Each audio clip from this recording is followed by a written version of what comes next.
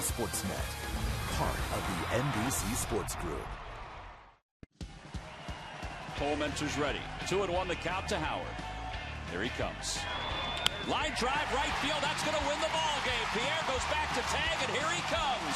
No throw by Upton, and Ryan Howard has come through. An RBI single here in the bottom of the ninth inning, and the Phillies have won it 5-4. It is indeed a game of retribution for Ryan Howard.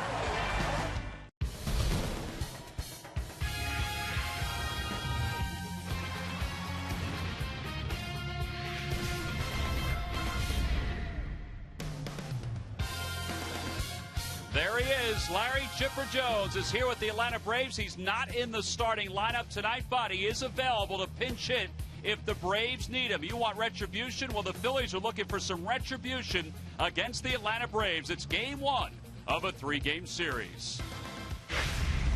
Hi, everybody. I'm Tom McCarthy, along with Chris Wheeler. The Phillies and the Atlanta Braves has become a great rivalry over the years, and the Phillies have lost 6 consecutive games to Atlanta, so they're looking to end that streak tonight. Yeah, these two teams streak against each other, too, Tom. It seems like one of them's always on a streak. They don't go 2 out of 3. They win 6 or they win 7 in a row. Philly's really good in Atlanta there for a while, but no good the last 2 series. They have been swept here and then down in Atlanta, and the numbers don't lie. The Atlanta Braves have dominated the Phillies in those 6 games. The bullpen hasn't given up anything. They've out-homered them 7-3, a lot of that being Brian McCann. The starters ERA, everywhere you look, the Atlanta Braves, there's a reason why they've won those 6 games. One of them, Ben Sheets, he has come off the reclamation heap and done a tremendous job for them in 4 starts. Had a great curveball in this game in Atlanta a couple weeks ago. Had strikeouts in it, weak ground balls. The Phillies really did not hit him at all. They scored a run in the first inning, and that was it. Cole Hamels had a shaky start. And Ben Sheets 3-0 in the month of July. Now, his last time out, he did lose a game to Miami. But overall, in 4 starts, he's 3-1 with a very low earned run average, outstanding walk strikeout ratio, and you see what he did against the Phillies in that game down in Atlanta. So he's done a tremendous job. They've had injuries in their starting staff this year. He's helped stabilize it a little bit. Yeah, he's averaging on nearly 9 strikeouts per 9 innings so far in his starts for the Atlanta Braves, making his 2nd start against the Phillies. So it is game one of this 3-game series. The Phils and the Atlanta Braves. Van Swirling, who certainly relied on his changeup of all pitches in his last outing, he'll be making his 19th start of the year for the Phils. We mentioned before that Chipper Jones is not in the starting lineup but might be used as a pinch hitter. The same for Juan Pierre, who was a pinch hitter yesterday and scored the winning run for the Phillies. He's been a great asset this year. The lineups and first pitch for tonight's ball game when we return. Phillies baseball is brought to you by Toyota. Every new Toyota purchase comes with Toyota Care. By Citizens Bank, we're for homes. Talk to us today about how we can help guide you to the loan that's right for you. By Xfinity, the official HD triple play provider of your Phillies. By Coca-Cola, the official soft drink of the Phils. And by Independence Blue Cross. We're creating a more coordinated healthcare system that is built around you. Independence Blue Cross, changing the game.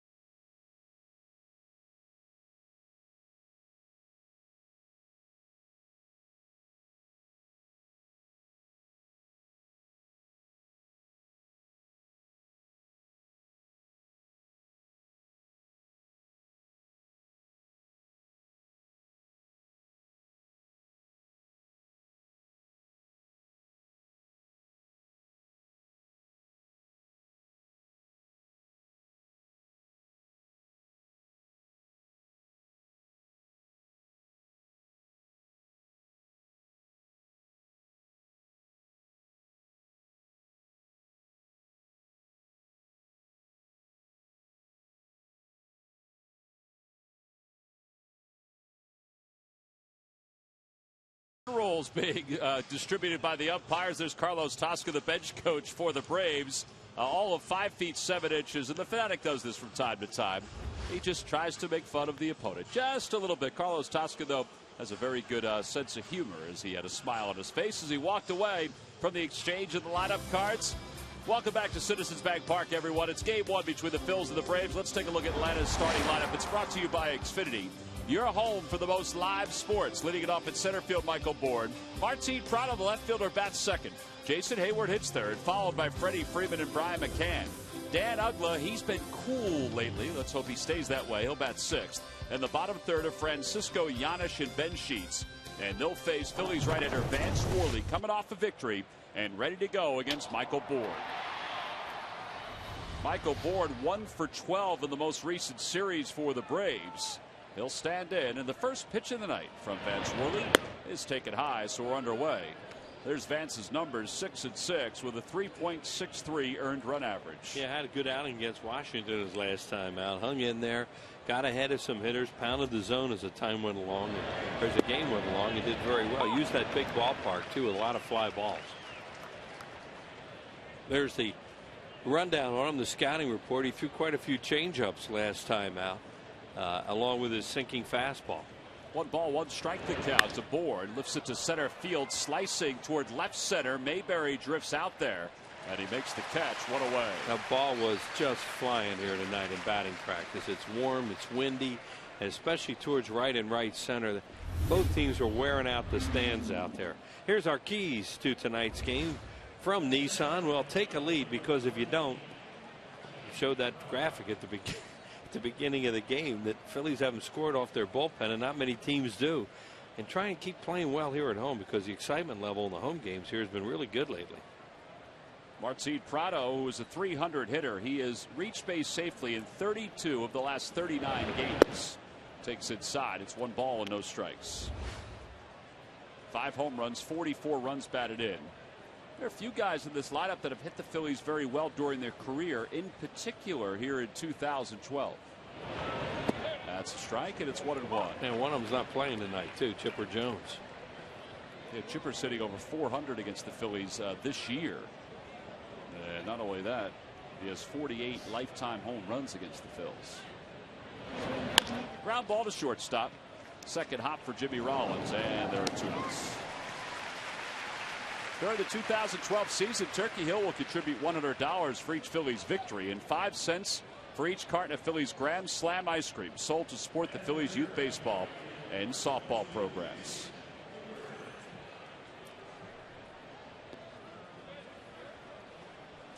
So 2 outs here in the first. Here's Jason Hayward. Hayward overall batting .270 with 17 home runs and 53 runs batted in. Second home run against the Phillies came in the last series between these two teams, in which the Braves swept the Phils. Guys all have their pant legs up tonight. You know, Hayward doesn't usually play like that. Neither does Freddie Freeman, the guy on deck. Just looks different. Yeah, Carlos Tosca, we saw him. He had his up too when he came out to exchange the lineup cards. So there's something going on here. We believe that Chipper Jones had something to do with that. Oh yeah. We'll put Murph on that. He'll figure it out. Sorry, Murph. First base line. It's 1-2. Didn't mean to give you investigative work. Well, apparently, you know, the Braves. I'm all over it. You got it, Murph? I knew you would be. Well, not yet, but I'll get it. Yeah, because there's something going on down there when they're all doing this. Murph, Google losing on Mondays. I will. Well, they finally won a game on Monday last week, and they hadn't won a game on Monday for a long time. Yeah. Now that you bring it up, They hadn't won a game on Monday. right? For 2 years. I mean, into last season. Well, let's hope it doesn't work. 2 balls, 2 strikes, the count to Hayward. And he fouls it back. Hayward's a guy the lights come on, especially since the 13th of June. He has 23 runs batted and hitting .299 for Freddie Gonzalez and his ball club. There's Freddie's overall record as Braves manager. Did a good job while he was then called Florida, now the Miami Marlins. Change up, down and away, 3-2. Hayward's walked a lot. He's way off the plate. and he just learned to hit this way, as opposed to early in his career when they were jamming him so much. There's Freddie Freeman waiting on deck. He's the cleanup hitter tonight. And a called strike 3 right on the outside corner. He came back with a fastball that had some late movement on it. And Hayward is rung up for the final out here in the first. 1, 2, 3 go the Braves. We go to the bottom of the first. It's the Braves nothing and the Phillies coming up, and Vance Worley having some extra movement on that pitch.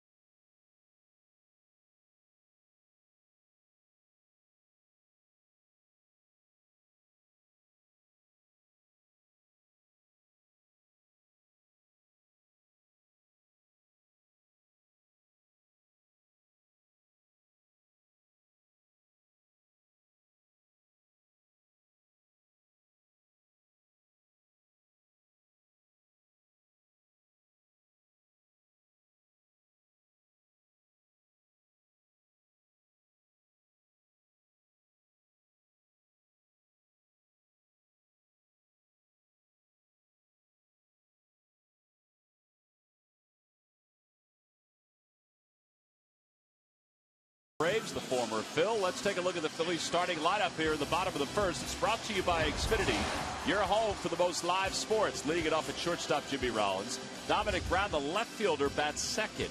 Chase Utley hits third, followed by Ryan Howard, the first baseman.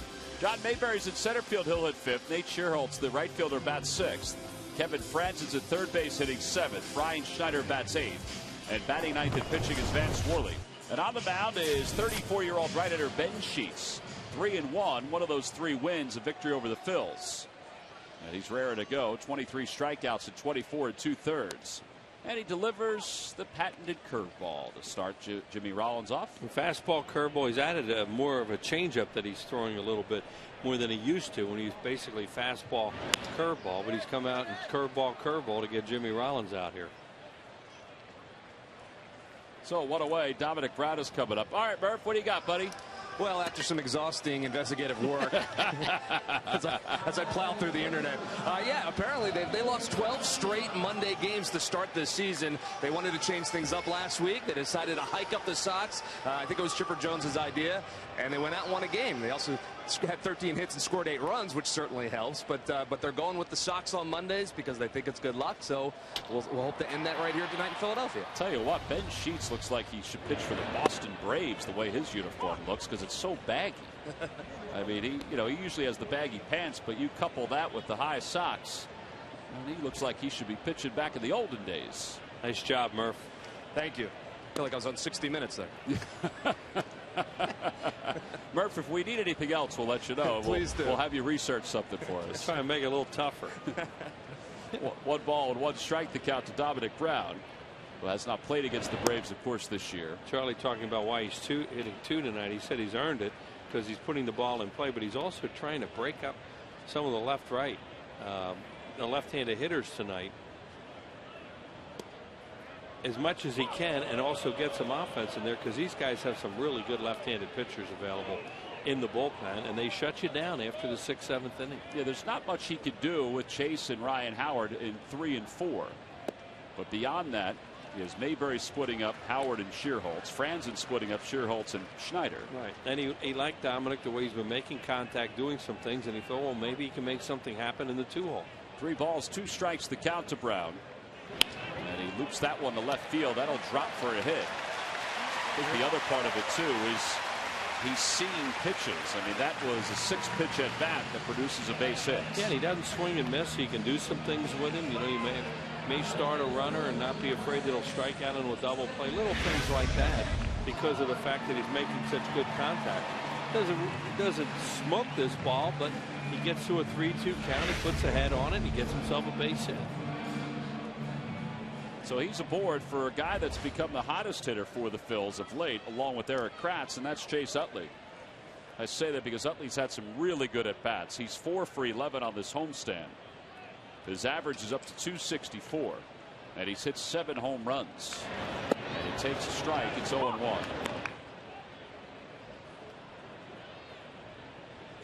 Chase with 195 career home runs for the Phillies. That's tied for 9th with Bobby Abreu. Number 8 is Dick Allen. He's 9 away from that number.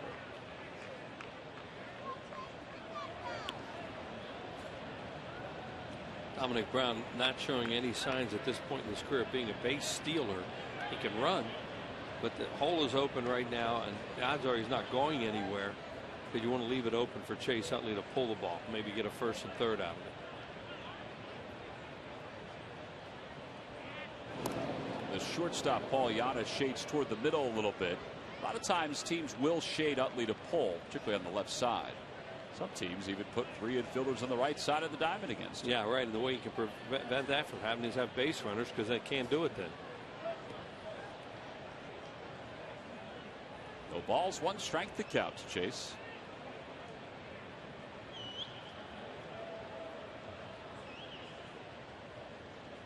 Rips that one, caught by Freeman. Not much Dominic Brown could do. Nope. And the side is retired. So Chase Utley hits the line drive that doubles up Dominic Brown at first. We've completed 1. We move to the second here in Philadelphia.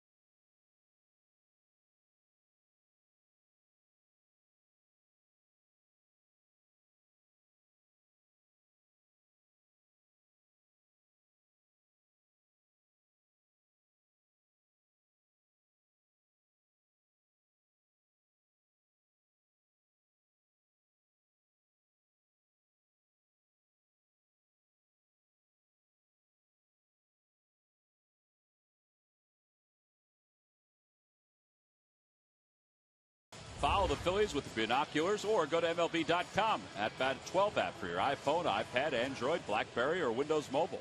Get live audio, pitch tracking, video highlights, and more. Text at-Bat to 31826 or visit Phillies.com for more details. Young lady must have been looking at the bullpen wheels just to see who was warming up, if anybody was. Yeah. That's what Sarge does with his binoculars. That's exactly what he does. That's what they're for. Freddie Freeman leads it off here in the top of the second. Freeman had himself a terrific homestand. He takes a 2-seamer for a strike. Well, these guys have a good hitting team, especially left-handed. When Jones bats left-handed, Freeman, McCann, Hayward, Bourne. I like to pitch left-handers against them, really. Phillies will have a left-hander going in the series. It'll be Cole Hamels, who will pitch tomorrow against Mike Minor. No, right-handed, they're just not the same threat with their lineup. Prado is a nice player. Ugla is. They're still waiting for that inevitable streak that he seems to get on every year. He's hit 1 home run, what, in 2 months, and was off Worley. Yeah.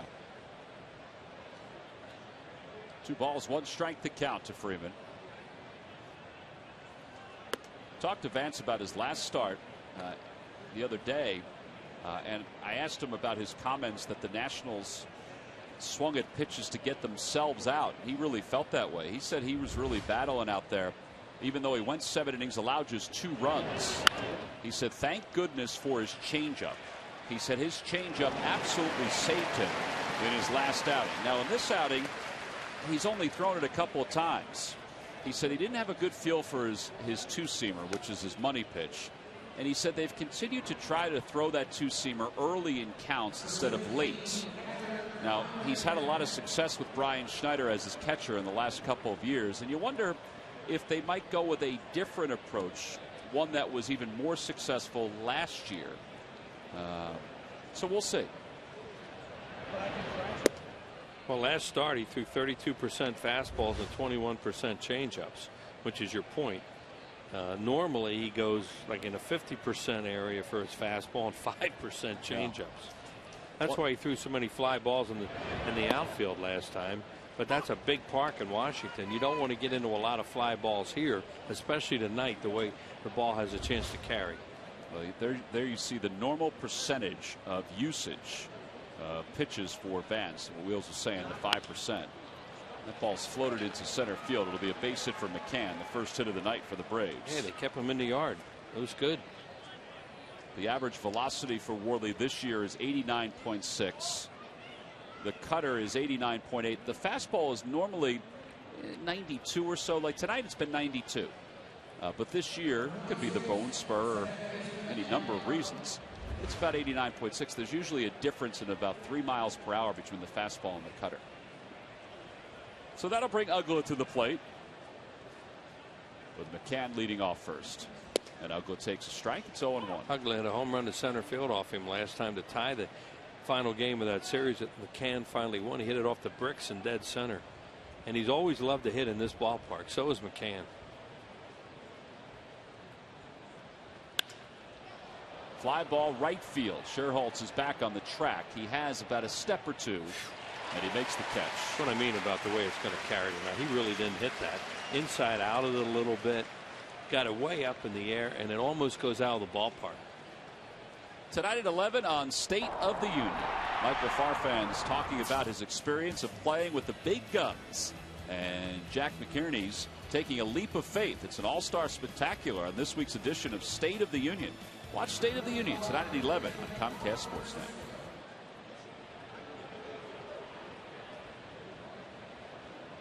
I think it's McInerney, Wheels, not. Yeah, it's McInerney. McInerney. McInerney. Looks right. Yeah, McInerney. I didn't say that the first time. So, Jack, I apologize. Good Irish name. Here's Juan Francisco is playing third for Chipper Jones. It's like Tom McCarthy. Yeah, that one I could say. Well, sometimes. Sometimes.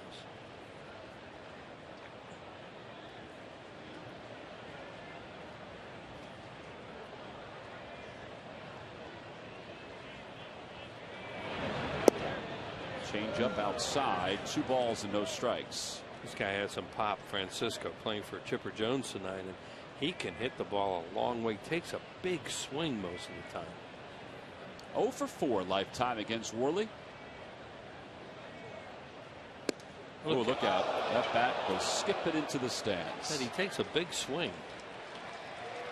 Normally he holds on to the bat when he takes that big swing. That thing popped right off the roof of the dugout. And I think went up a stairwell. I think so the lady in front of the guy who got the bat said, "What did you want me to do?" Somebody must have said, "Why didn't you catch it?" There's that big swing we're talking about, but unfortunately the bat goes flying. It hits the dugout roof and then helicopters. Hopefully it didn't nick that gentleman in that first row right there. It might have gotten him a little bit. That young lady next to him. 2-1 the count to Francisco. Outside 3-1. Well, we've seen this guy play with Cincinnati and with Atlanta, and he doesn't have it. He has one swing.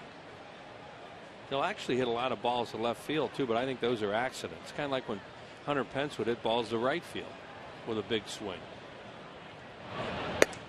Ball 4, so Francisco's aboard. First walk of the night for Worley. And with first and second and 2 outs, Paul Janisch will be the hitter.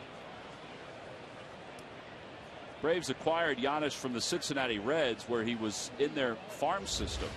He was one of their starters last year for the Reds, but this year Zach Cozart essentially took over as the starting shortstop, so Janisch was playing every day in AAA. And then he was, I guess you could say, saved by the Braves, who just needed a shortstop that could field the ball.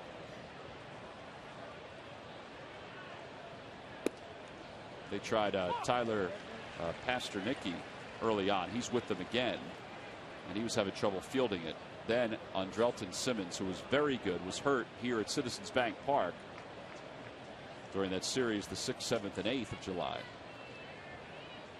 In the dirt, Schneider keeps it around the plate, 1-1. And it's really one of the problems he'll get into in games is a high pitch count early, because he'll work behind a lot of hitters. The foul balls off, and he can only go 6 innings.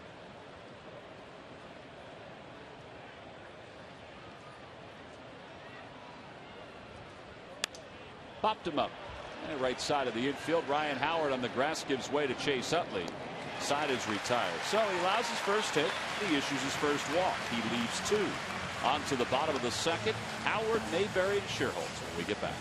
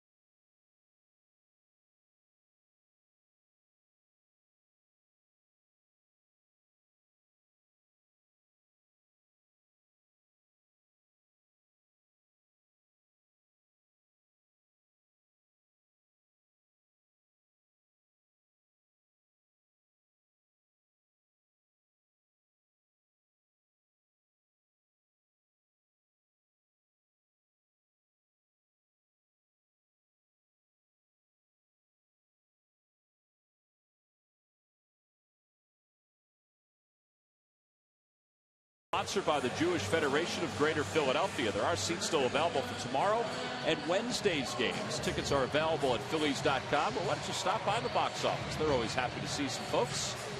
And get your tickets for the Phils and the Braves the next 2 days. Ryan Howard, John Mayberry, Nate Shearholtz. We started off here in the bottom of the second. Howard had the big hit yesterday when he dropped that ball in front of Justin Upton in right field. After the game, Kirk Gibson talked about what we were talking about as Ryan rolls that to Upton. One away. And that was how deep Upton was playing in right field. And Kirk Gibson said it was his fault. They were so concerned about where they were going to align the defense of the infield that they forgot to move Upton in right field. I think he was taking a hit for his player. That's ridiculous, because the player just has to come in. It's elementary. In fact, we were talking about it at the time, that how deep he is. If he's where he's back here, if he's in this area where he should be, he may even catch that ball and have a play on Juan Pierre at the plate. You don't know. But all he can do right now is run in, pick it up, and go home. And the one before we talked about, he was way too deep for Nix with a winning run at second base on the road, and then he almost made a spectacular catch coming in. So, yeah, it's a shame you have to cover for a player like that, because there's nothing else to do in that situation but as an outfielder come all the way in. John Mayberry's retired on that catch by Martin Prado. Here's Lance Nix's single Wheels is talking about. Here's the other thing about Nix. See, He's way back here, and the runner was at second base. You got to be in this area somewhere. So now he's going to, and then he fakes it, and then he almost catches it because he's so athletic. But if you're where you're supposed to be on that play, he catches it easily, and there's 2 outs. So, you know, just not good play in right field yesterday, but nice job by the Phillies to win the ball game. Phillies took the series from the Diamondbacks. They won back-to-back series for just the 4th time this year. But it's not like we're second guessing or anything because we said it before it happened. 1 ball, no strikes, the count to Scherholz. And he takes low, 2-0. Sometimes you got to be lucky, and you know, they executed yesterday, and they got a little bit lucky too.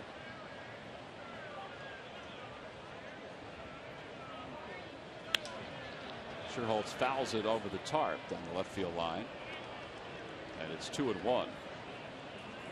Lucky McDonald's Phillies home run jackpot contestant is Marilyn Bell from Westchester. Phillies hit a home run in today's ball game, and Marilyn will win $100.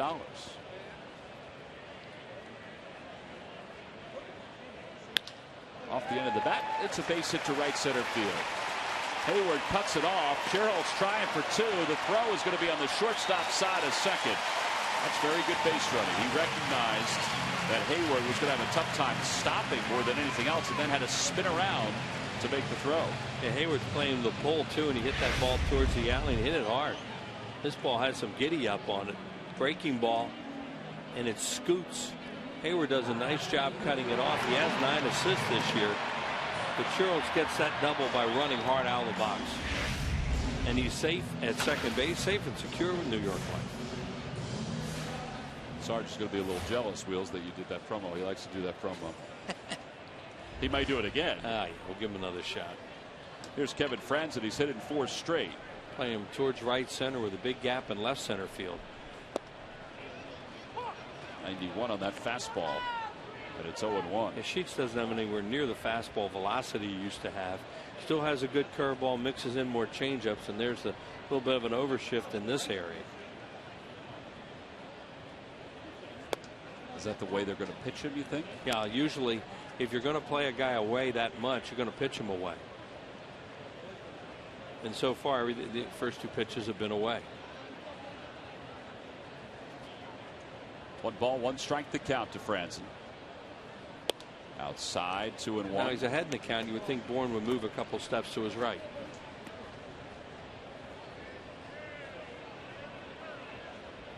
But he didn't. Say when you're ahead in the count, you know, the odds are more likely you could pull the ball.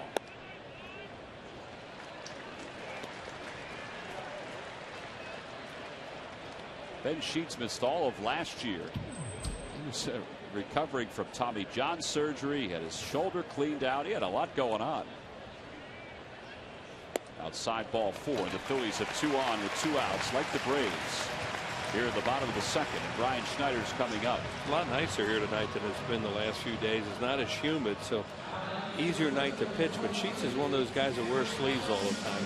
That night that in Atlanta that was so hot when Hamels was having so many problems, Sheets was out there with the long sleeve. He's just one of those guys that feels more comfortable in them. Well, he grew up in Louisiana, so I guess he's used to any kind of humidity that's going to be thrown at him.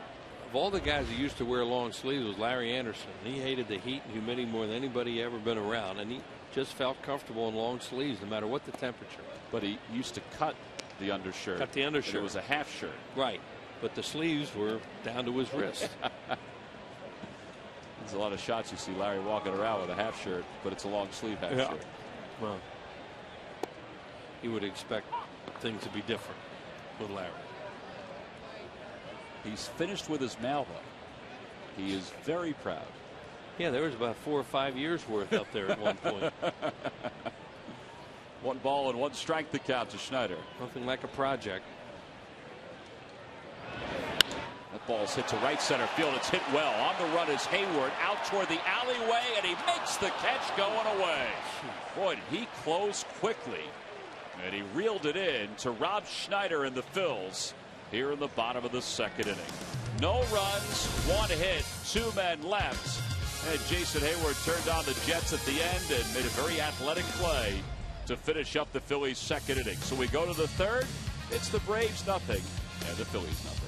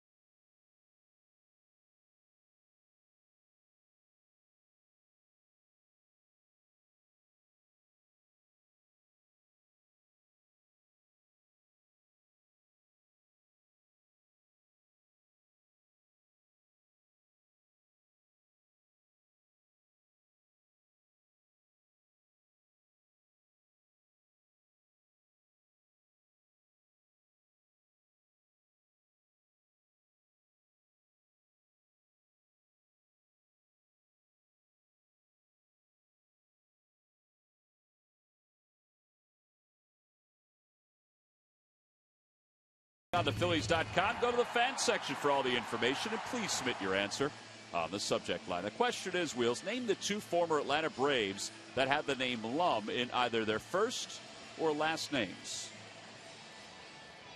You have that one, huh? I got that. Nod of his head. That means he's got it. Log back on to Phillies.com to find out if you're the winner of Phillies prize pack. Well, you do that later on. I'm going to write it down before I forget. Why I read that there. Oh, there's Jason Hayward, who just tracked down a ball in the alleyway that robbed the Phils of a run. At the bottom of the second. Ben Sheets will lead it off. He's 0 for 6 with 1 walk so far this year. Unbelievable play by Hayward. What a jump he got on that thing. Closed the ground in a hurry, and then he actually wound up snow coning it at the end. That looked like a double when Brian Schneider hit that. Schneider will give this a look, but it's going to be back in the seats, and quickly it's 0-2. Tremendous play by Hayward.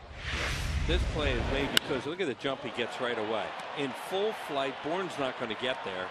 Now it hits the pocket and then starts going out towards the webbing. Here comes the snow cone, and he hangs on.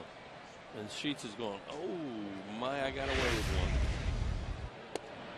And he's rung up for the second strikeout of the night for Vance Worley. Phillies have hit some balls really hard here tonight. You think about the double play, yeah, the double play in the first inning, and then that one there.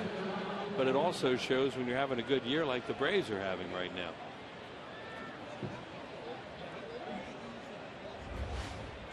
Now with 1 out, Michael Bourne, who flied out to fairly deep center field his first time up. He's 0 for 2.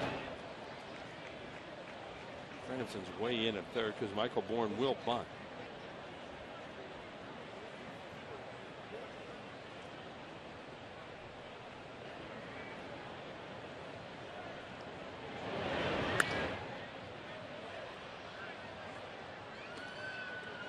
Michael Bourne made his major league debut with the Phillies. Was traded on to Houston, picked up by the Braves last year. It's kind of like Jimmy Rollins. When he goes, Bourne that is, the Braves go. Yeah, saw those numbers. Their numbers are so much better when he's on base, and he's had a ton of 3-hit games this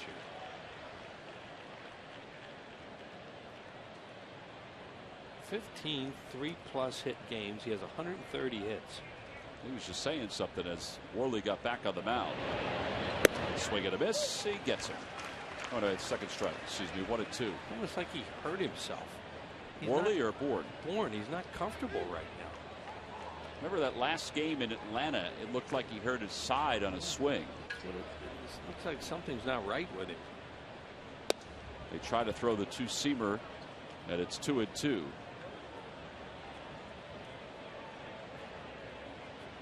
Freddie Gonzalez, second year since taking over for Bobby Cox. Over to the first base side, a foul ball. Body language down there, Michael Bourne's is of a guy who something is wrong. You know, whether it's his side, his hip area, but he's scuffling a little bit.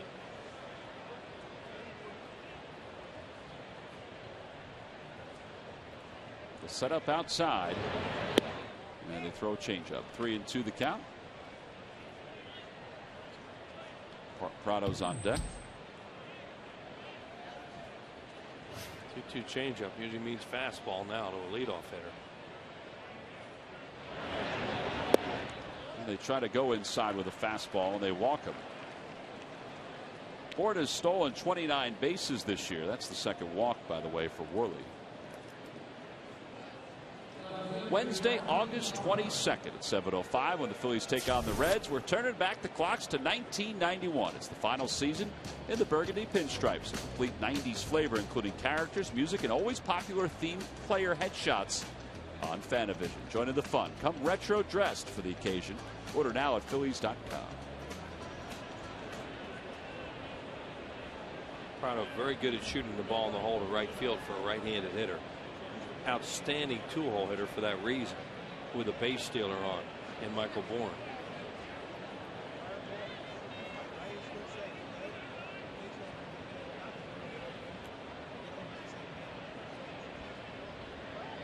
Not afraid to hit with 2 strikes.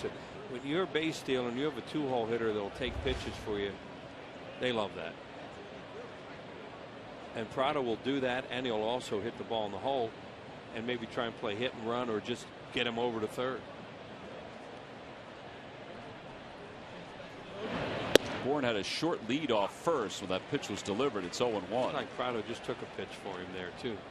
All right, you want to go? I'm going to take one. Michael Bourne ahead of Juan Pierre for stolen base leader since 2008. 244 to 192.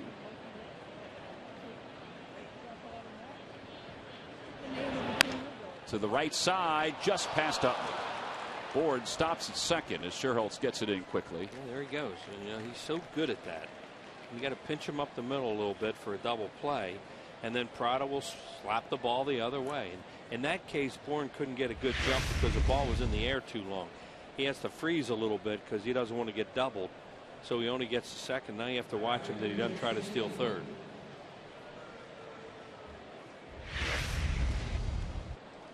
Brian Schneider has thrown out 7 of the 15 runners who have tried to steal against him this year. Phillies catchers have done a very nice job throwing runners out. Hayward struck out looking his first time up, and he takes strike 1 on a cutter. Bourne has attempted to steal third base 7 times. He's been successful 6 of them.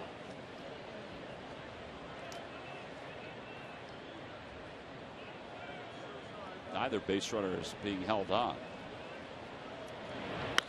Opposite way. Brown ventures back. Looks like he has room. Bourne's tagging. Brown has it.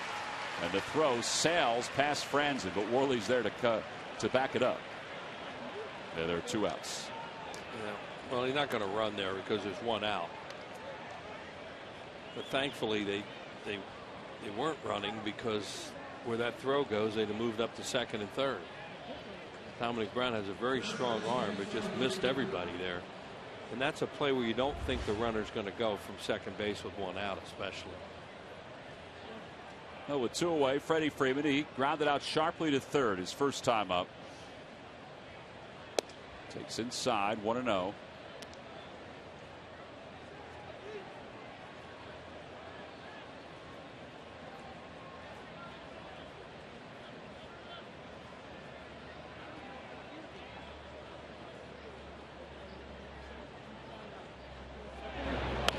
Look out.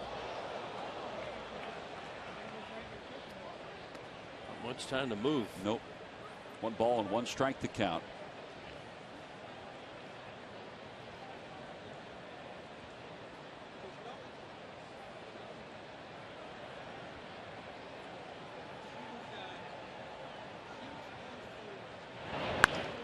That is a fair ball according to the first base umpire Jeff Kellogg, and it's going down to the corner.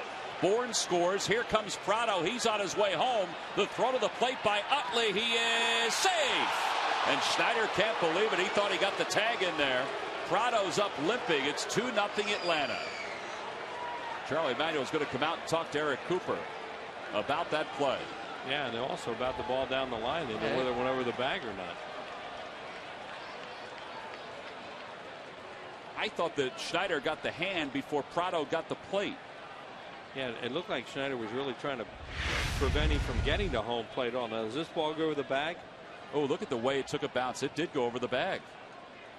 Look at the way it took a bounce off the chalk and kind of went to the left a little bit. And here's the play at the plate. He did get his hand in there. They got it both. They got it right on both ends. So I guess that's a double. Third on the throw as you see him come in there and get his hand in. Good call. Now McCann, who takes a breaking ball inside. Freeman now has 33 2-out RBIs this year. 33 of them. That shows you why they're winning so many games. And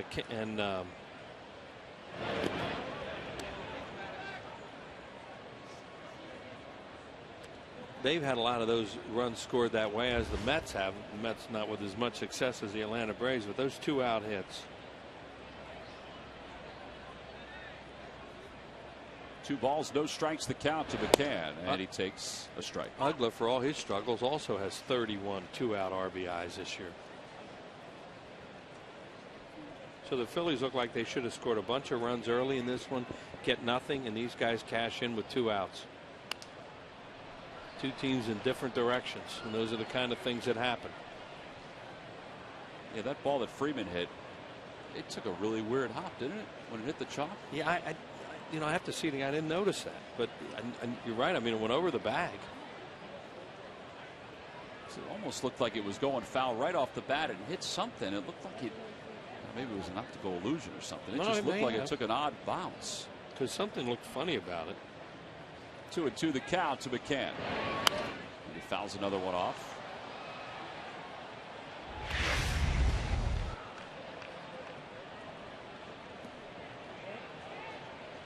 See him hit the inside of the chalk, and it looked like it was being pulled foul. I don't know. Off the glove of Schneider, and here comes Freeman. He'll score, and it's now 3-0 in favor of the Braves.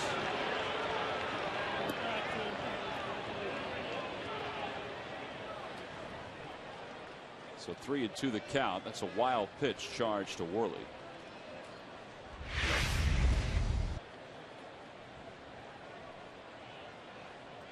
Yeah, Schneider just can't get to it. Down in the dirt and wild pitch. So the runner getting to third on that play, Freeman, good base running on the play at the plate, gets him another run. The ball got a piece of Schneider. Remains 3-2 to McCann. So Phillies are down 3-0 here in the third. All with 2 outs. Phillies were down 3-0 in yesterday's game and came back to win it.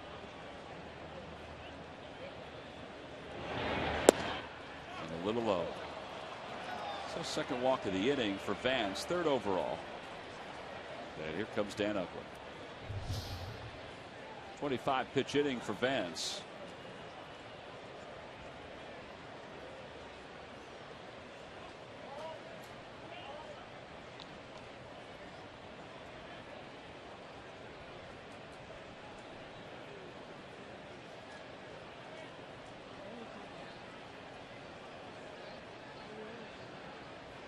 Uggla flat out to the wall and right his first time up. 0 for 1.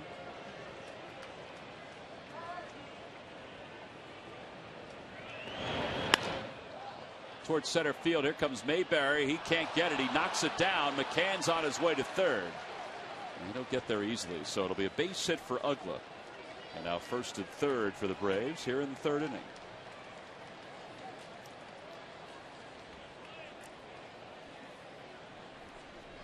Sinking line drive. He got caught in between a little bit on that and thankfully blocked it, and it didn't get under his body.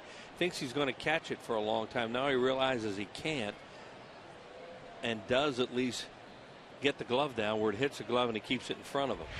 Save the run. And Rich Doobie's going to come out to talk to Vance Worley. There is bullpen action now for the Phillies. Looks like B.J. Rosenberg's going to start the throw. Phillies added an extra pitcher today, and Valdez, he's back. Luna was sent out, so they have one more guy available. And Rosenberg is stretched out kind of because he was starting down in Lehigh Valley. 57 pitches for Vance with 2 outs here in the 3rd. Had Michael Bourne ahead in the count. Then they threw that 2-2 changeup to him and then missed with a fastball and walked him, and that's really the biggest problem for them in this inning.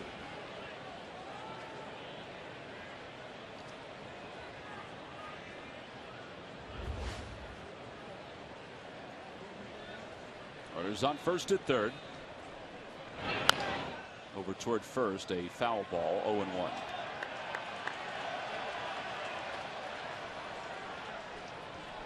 I think the fans are still getting on Jeff Kellogg, thinking that ball was foul, the one that was hit earlier. Yeah, it was over. It caught a part of the bag. Definitely, you could see that. Really good replay.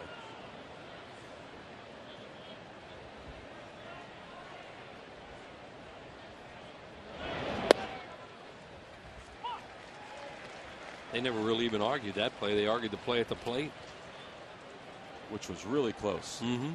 Really close, but it did look like he got his hand in before the tag. McCann's over at third. Uggla's at first. 0-2 the count. And he comes inside. 1 ball and 2 strikes. Just can't command that sinker the way that he did at one point, where he was able to run it back almost at will and get called 3rd strikes.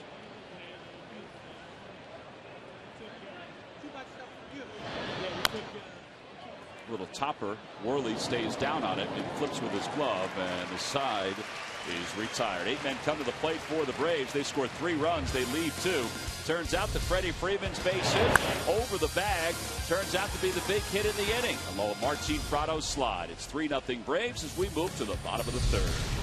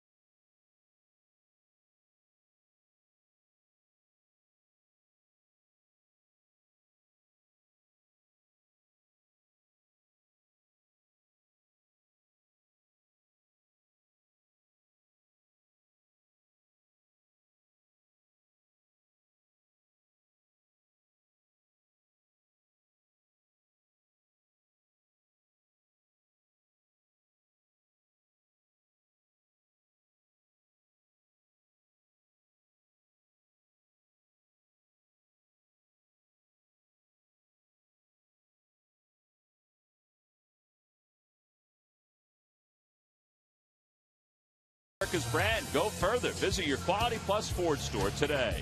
By AT&T, rethink possible. And by Mazda, we believe if it's not worth driving, it's not worth building. Vance Worley will lead it off. He takes a strike. It's 0-1. Worley, so far this year, has 2 runs batted in. He has 3 hits and 31 at-bats. This is how the Braves began their half of the 3rd with the pitcher. It's been Sheets who's out there. He's allowed 2 hits and a walk so far. Ground ball hit sharply at Francisco. He sailed the throw. And with Worley running, Freeman had plenty of time to go up, grab it, make sure the bobble was secured, and then touch the first base bag.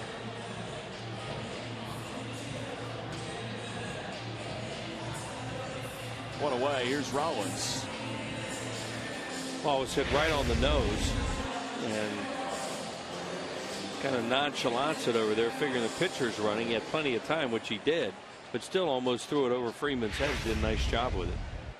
Rollins takes a fastball for strike 1, or I should say a changeup for strike 1. That changeup is not a pitch that Ben Sheets had in his repertoire until this year. Chopper to second. 2 easy outs now for Sheets. With 2 away, it'll bring Dominic Brown to the plate. Charlie Manuel, as Wheels mentioned, likes the way Dominic Brown has been approaching these ABs, which is one of the big reasons, Murph, that he's decided to put him in the 2-hole.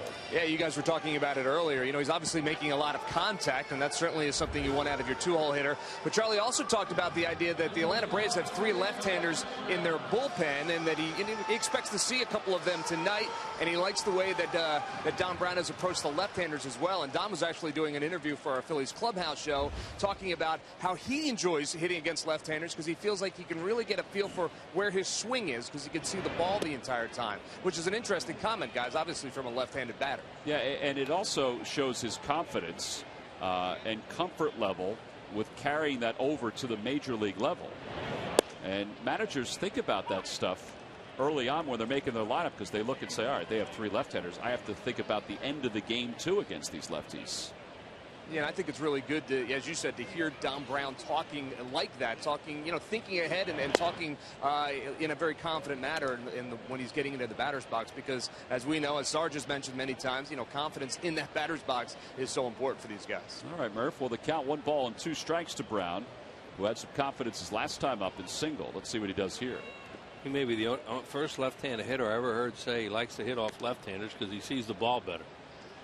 I never heard that before, because guys don't want the ball coming around them. Usually you see it better from a right-hander coming out of his hand and coming the other way. Yeah, there are a lot of guys that try to learn how to switch hit because of that reason. Right. I don't know. Maybe other guys have thought of that, but never heard them say it. 2 balls and 2 strikes the count to Dominic Brown.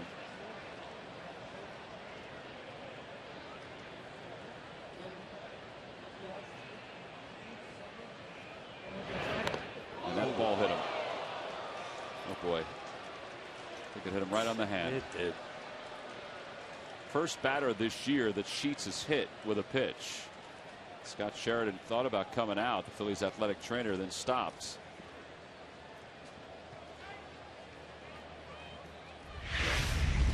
Trying to keep him healthy too, so Dominic Brown can play. Right on the hand. Keep your fingers crossed he's okay, because that can be nasty sometimes.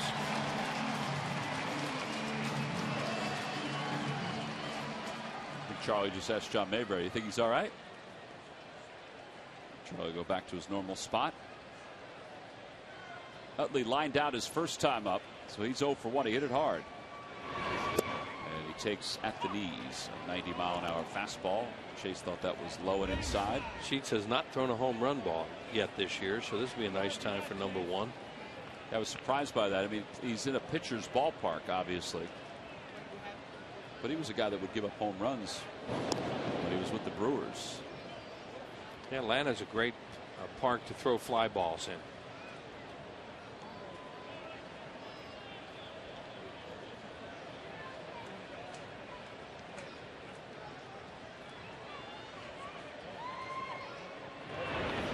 Utley cues it inside the third base bag. Brown will at least get to third on this one. Chase on his way to second. The ball bobbled by Prado momentarily. Then it gets away. But Francisco gets to it quickly. So the Phillies have second and third with 2 outs for Ryan Howard. Wills, they say time to time they use the term spinner. That was a spinner. That was a spinner, or they even out. After that line drive first time up, now he hits a spinner right off the end of the bat, down the line, down by 3 runs. Juan Samuel can't take any chances here. Prado has that momentary bobble, and then it gets off the glove of Giannis, shortstop. Down by 3. That's exactly what you can do there. That's about it. So Utley reaches safely again. And he brings up Ryan Howard. 3 infielders on the right side. Uggla's out in shallow right. And the first pitch, that's a tough strike.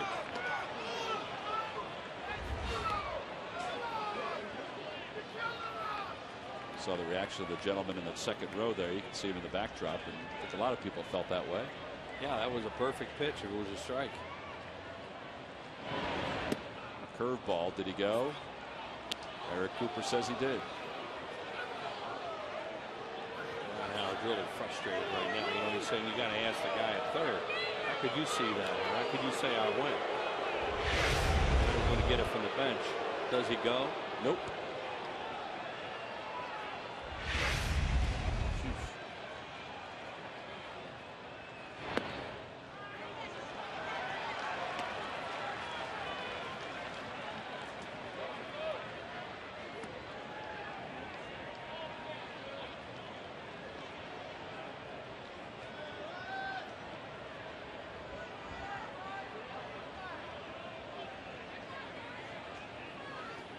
Ben Cheech just wore Ryan Howard out with curveballs in the game down in Atlanta.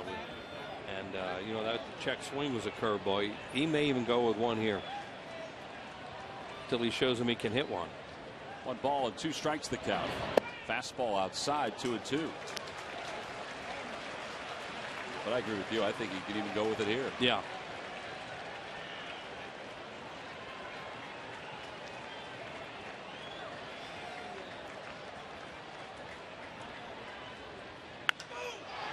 Fly ball, center field. Bourne didn't see it right away. Now he's got it. Well, that ball is way up there. And Sheets works out of this jam here in the third. He's had base runners in every inning so far, but has worked his way around those base runners. We're through 3, on to the 4th, with the Braves up 3-0.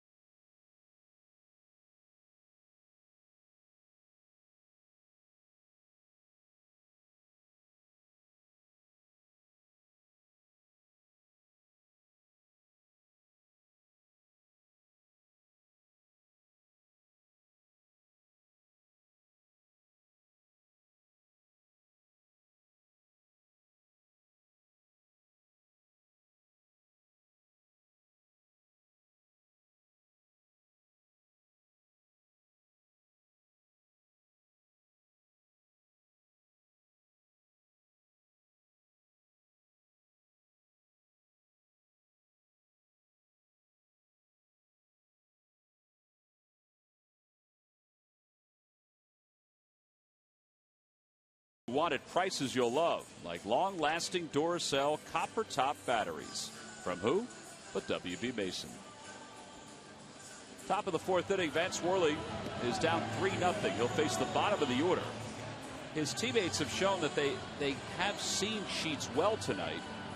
So maybe they'll get some offense going as this game moves on, but he really needs to kind of settle it in here on the mound to keep the Braves, well, at 3 runs at this point, Sarge. Yeah, I agree with you wholeheartedly. He really hasn't pitched all that bad. But again, you know, it's been one of those years. Balls right over the bag there and wild pitches or pass balls. And, you know, again, when these things are happening, we've seen it before where we've been able to take advantage of it, or I should say the fighting Phillies, but it's on the other foot now. Yeah, so, I mean, still plenty of time left. Phillies were down 3-0 in yesterday's game. Climbed back, tied it. Down 4-3, tied it again, and went on to win the game. Well, what gives you a lot of hope here for sure is that, again, a good hitting ballpark. There's not a whole lot of runs here. That they're down only 3. We've seen them be able to hit 3-run home runs before. But the key is, got to start getting guys on base. There's the first strike of the at-bat. And it's 2-1 to Giannis, who popped out to second his first time up. 0 for 1. A couple of clutch hits wouldn't hurt either.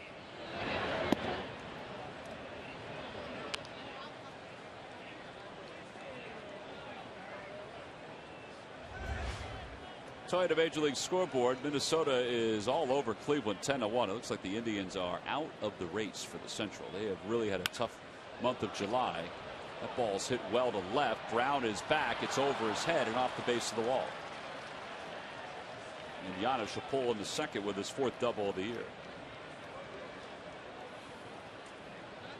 Well, that's the 5th hit now of the night for the Braves. And Sheets, well, he's up there now. Probably the intention of moving Giannis over to third, and the Phillies are going to get the bullpen up again. Raul Valdez is going to start to throw in the pen. Yeah, nothing that anyone can do about that. Ball driven right over his head. Well, he made a pretty good play and jumping up trying to catch the ball. Sheets bunts it in front of the plate. Worley has one play and he's at the first. Sacrifice is successful and 1-4 on the putout. There's Raul Valdez, activated today from the disabled list. Hector Luna was sent back out to AAA.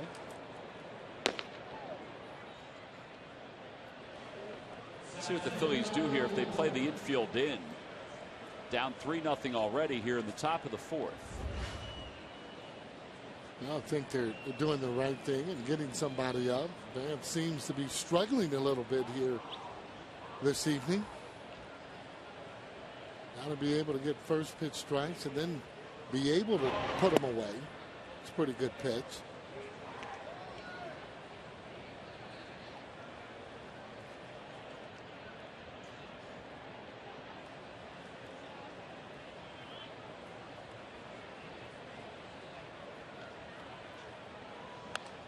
Foul ball down the right field line. And it's 1 ball, 1 strike. That two-seam sinker that Vance throws, which has been such a good pitch the last couple of years. I had him show me how he threw it the other day, Sarge, and I thought he put some pressure on one of the laces. It's, you know, regular two-seam hold. And he said, no, there's no pressure. He said, you just turn your wrist into the left a little bit as you release it. He said, if you watch me throw it, I fall off the mound of the first base side when I throw it. Now there's the curveball, and and it's 2-1. He didn't fall off to the first base side as much, but he said he really falls off toward the first base side when he lets it go.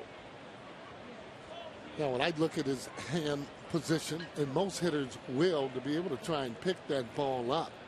The ball is shot to left, a base hit. Giannis will score, and Bourne is aboard with an RBI single, and it's 4-0 Atlanta. Well, that ball there, 87 there, that just really didn't sink down enough. But they're getting pretty good swings on him, and who knows? He just may not be feeling as well. Arm may not be feeling as well. We've seen him throw a lot better. This ball up in the zone. Take a look at it. Just a hanger as it comes in there, or maybe a cutter that didn't cut in enough. Now Prado's up. Phillies set up for 2.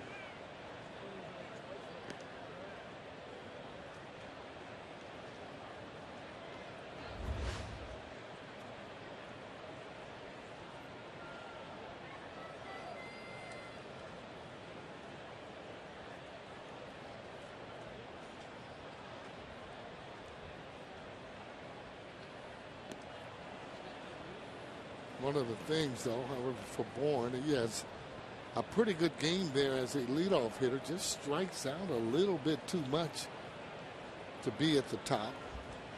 108 strikeouts. That's a lot of strikeouts. Then with Uggla in the lineup, 123. Those are the type of things here that actually stops rallies. Those strikeouts. That's why you like guys being able to put that ball in play. Well, Uggla's always been a middle of the order kind of guy.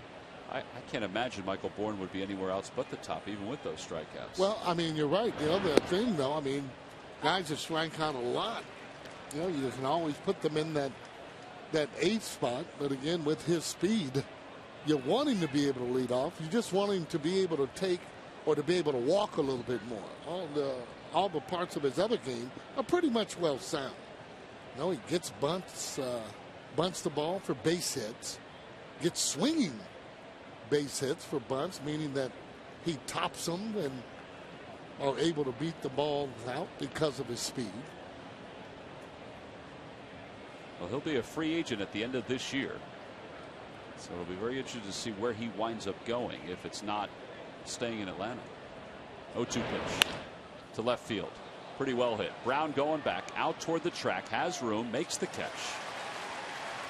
Yeah, there are 2 outs.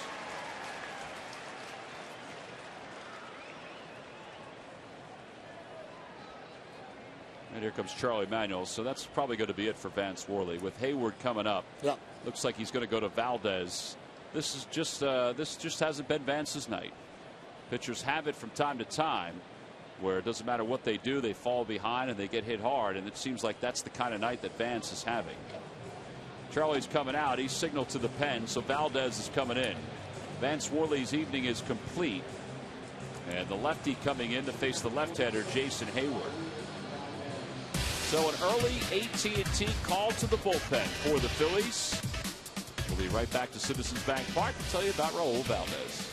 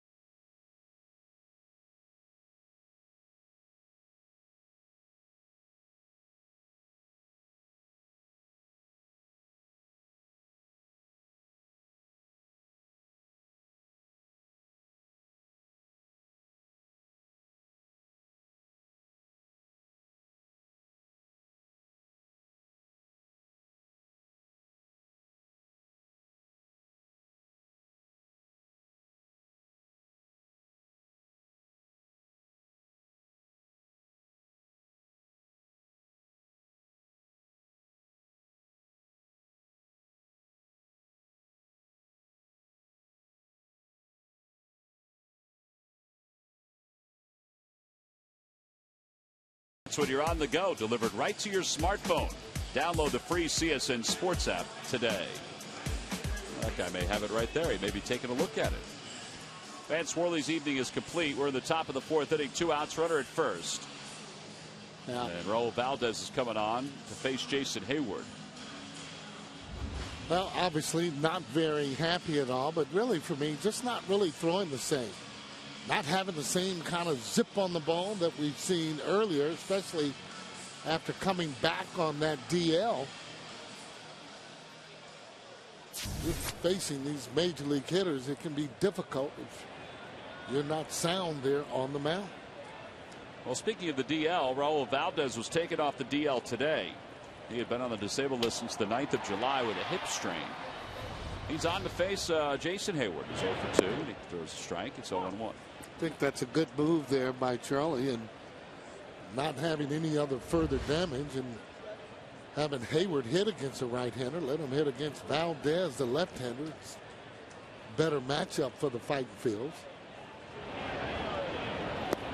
Hayward tried to hold. I guess he did. And it's 1 ball and 1 strike. Okay, it's not going that well, and the only way we can read that, Sarge, is if we turned ourselves upside down. Let's go, Phillies. See, you didn't see it right. Oh boy. Oh. The right side up, Sarge. You would have read that crystal clear. Outside and low, 2-1. Well, but again, it's hard enough to play this game, and if you're not healthy, even tougher to be able to go out there and perform. Not making any excuses for Vance, just knowing that he throws better than what we've seen.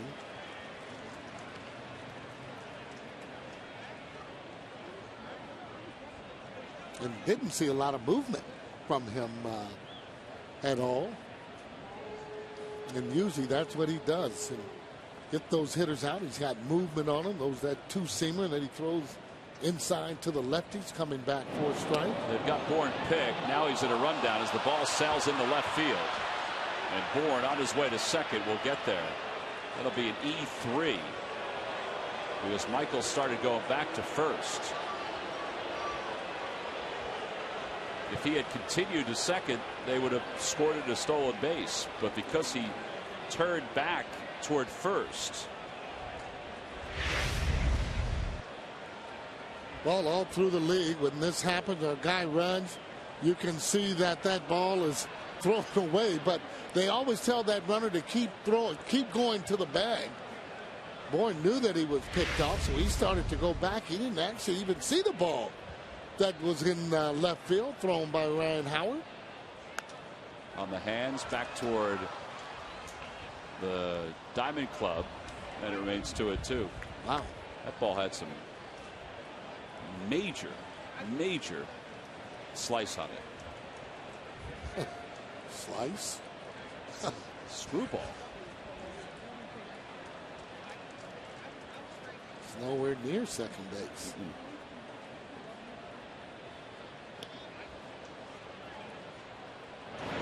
Swing and a miss. Schneider's throw to first to complete the strikeout is right on target. And the Braves are retired. They do get a run on the RBI single by Michael Bourne. 1 run, 2 hits, 1 error, 1 man left. We go to the bottom of the 4th. It's the Braves 4, the Phillies nothing.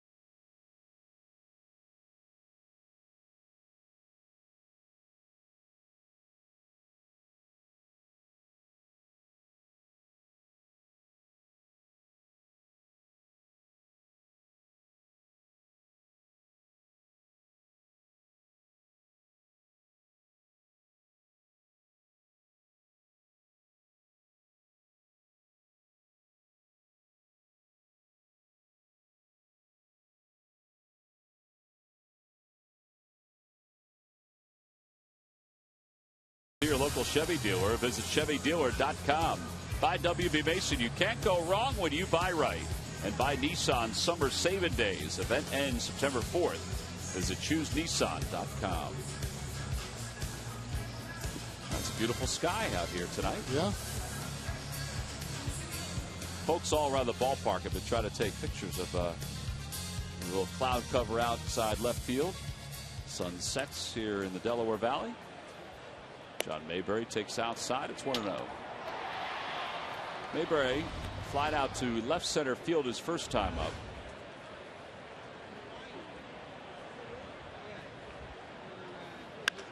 That ball's a bullet deep to left field, and it's not coming back. A solo home run for John Mayberry. It's the first home run surrendered this year by Ben Sheets. Let's hope it's not the last. And the Phillies are on the board here at the bottom of the fourth. Yeah, well, that can give you some life right there. Short, quick, as he hits that ball on the inside part of the plate. That's what I'm talking about. To be able to stay in there on that right-hander. Didn't budge, didn't move at all. Cleared his hips on the inside. More of that means he's going to play every day. Well, and Maryland Bell, you just saw of Westchester, just won $100 courtesy of this swing in the McDonald's home run jackpot. Oh, boy, just spinning there on his heels. He knew it was gone. That's what you like, those line drives that are hit hard. That's what the manager likes, and that's where you can dictate what kind of pitch you're going to be able to get for you next time. Sherholtz takes a strike. It's 1-1. I think Ben Sheets is going to be, even though that ball's 90, mess around inside with that 88, 89, you're inviting a lot of trouble if that ball isn't down. Curveball outside, 2-1. Sherholtz doubled his last time up. By the way, it's a 4-game hitting streak now for Mayberry. 9 home runs, 26 runs batted in.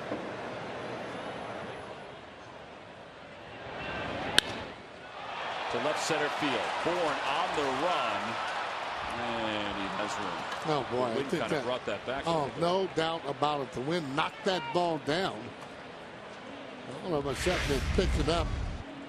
Doesn't matter if you have wind or not. When you hit line drives like that, you notice, though, how his head down on the ball there. Haven't seen them off of a right-hander almost all season. Didn't really take a stride at the ball. Foot up and down, and see you later. And for that home run, and each one hit by the Phils this year, one tree will be planted by the Pennsylvania Horticultural Society as part of Home Runs for Trees, a partnership between the Phils, PHS, and Aramark. Go to Phillies.com/redgoesgreen for more information. Franzen walked his first time up.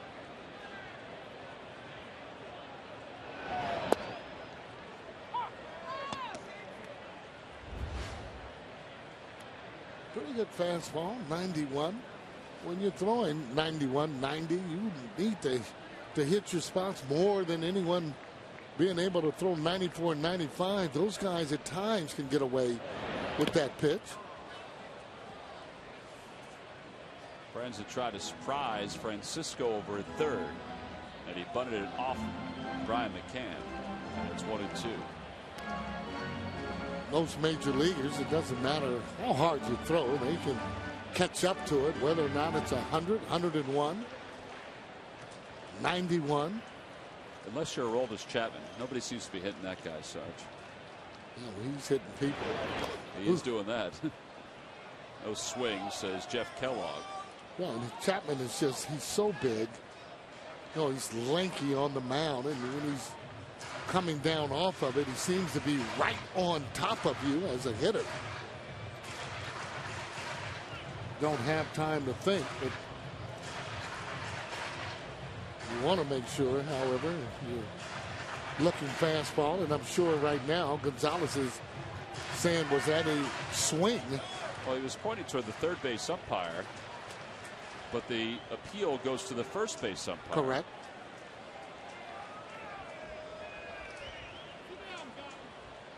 Now they're going to chat about something. I honestly don't know what they're going to talk about.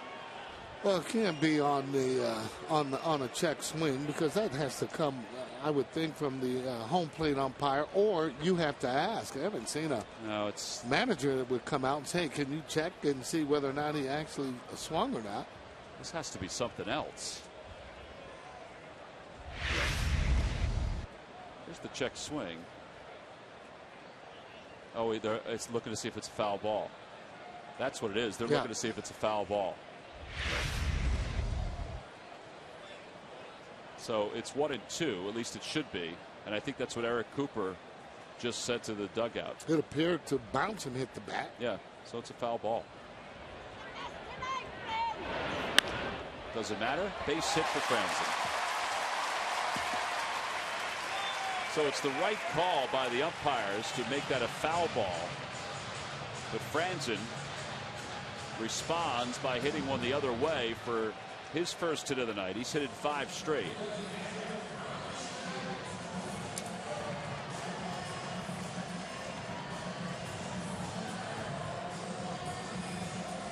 And now Brian Schneider's up. He fly to right his first time up. Pitcher spot is up next. B.J. Rosenberg has been throwing in the bullpen for the Phillies. So they brought Valdez in just to get Hayward, it looks like. As Michael Martinez is coming out of the on-deck circle to pinch hit. Well, if you get a chance to be able to score some runs, it's the right move to use a pinch hitter.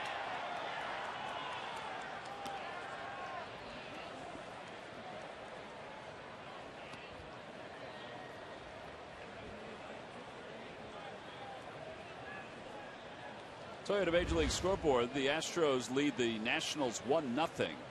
That game's at the bottom of the first. Edwin Jackson is pitching in that ball game for Washington. Another foul ball, and it's 1-2 to Schneider.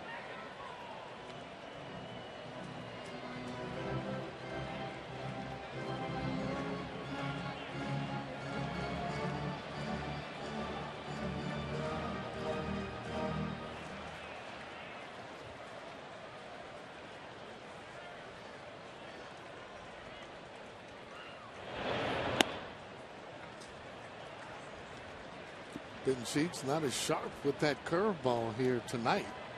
Well, very hittable. That's one of his bigger weapons. That 12-6 curveball that he throws. Off the end of the bat, off the mound. Ugla flips to second for one, and they'll turn the double play. 4-6-3. Took a long time to develop, but they had time with Brian running up the first base line. The Phillies do get on the board of the home run by John Mayberry. That was a bullet into the seats in left field for Mayberry, his 9th home run of the year. So it's 4-1 Atlanta as we go to the 5th.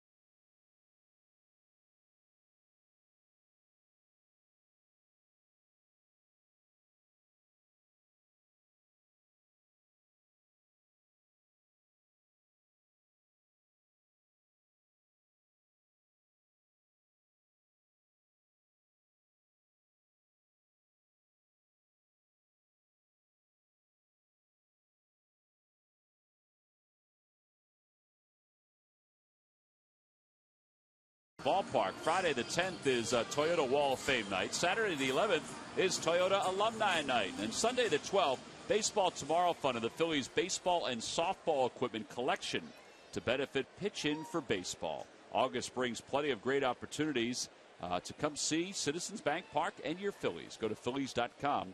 Find out more about Sunday's event and the series against the Cardinals. Freddie Freeman leads it off here in the top of the 5th. 4-1. Atlanta's on top. Freeman's 1 for 2. 2-run double. Ground out to third. And a curve for a strike. It's 1-1. How about Valdez, Sarge? 25 strikeouts in 21 2/3 innings. Yeah, well, you got to have a good breaking ball. That's doing a good job, but you got to have a good breaking ball against the left-handers. And a fastball that kind of jumps at you. That's what keeps them off of them, or not as easy to sit on one pitch or to look for one particular pitch. Down and away, 2-2.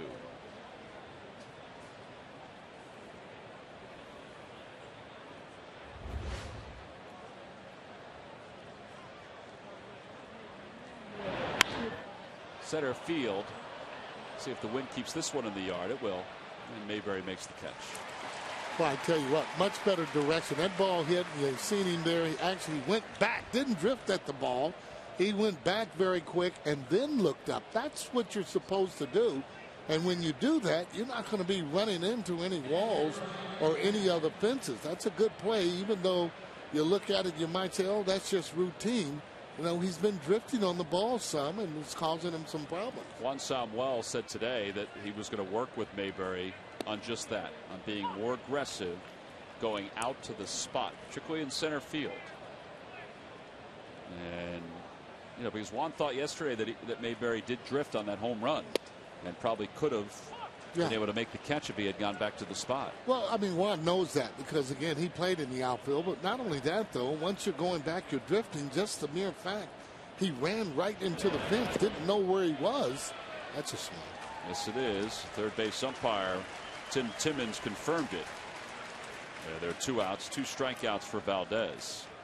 Dan Uggla's coming up. Let's go down to Greg Murphy with his Major League Notebook. Murph? Well, I think you're going to have to come up for the Major League Notebook. Seriously? High above the ballpark here for the Gwinnett Mercy College Major League Notebook. The Tampa Rays will welcome back a bat tomorrow. Evan Longoria will be activated off the 60-day DL on Tuesday. He's been out since April 30th, guys, with that partially torn hamstring. He will probably DH for Tampa to start. And it's the opposite news for Todd Helton of the Colorado Rockies. They are shutting him down with his bad hip. He's opting to have surgery now in hopes that he'll be ready for next year's spring training. So Todd Helton expecting to return to the Colorado Rockies next year. Guys? Well, that's the interesting part of that, too. Not only the injury that put him on the shelf, but that he does intend to return to the Rockies next year. Yeah, at age 40. Yeah, I would think, too, Murph, no athlete wants to go out with an injury just like that. He'd rather leave on the field. And boy, are you up high. Well, you know, it is such a perfect view from up here. And the sky is absolutely amazing from up here tonight. So, yeah, I figured I'd come check it out. Why not, right? All different colors, Murph. There's some purple, there's some red, there's some pink. And I'll tell you, there are a lot of folks up here taking some pictures. It's an amazing view. I mean, this is where 2/3 of the way through the season. I've yet to be up here, but it is a great place to be watching the game. Are they taking photos of you in the background? Well, no, I think they're concentrating on the beautiful sky. But I'll sneak in 1 or 2 if I can. Sarge has got his binoculars out. He's taking a look and see where you are right now. Oh boy, Hi, Sarge. How are you? Sarge is afraid of heights, so he won't be joining you up there. That I know. At all. I got to tell you, he's up there and wind blowing. I am telling you. And you know, I just bought these binoculars. Yeah, they're good. So they're really good binoculars. Yeah, and they can see far. Ooh, boy. There's a breaking ball and a called strike 3. Well, Dan Uggla could have used those binoculars because he would have been able to see that curveball coming in. See you, Murph. We're going to the bottom of the 5th inning. We come back. We're hoping we embrace some offense as the Phils are down by 3.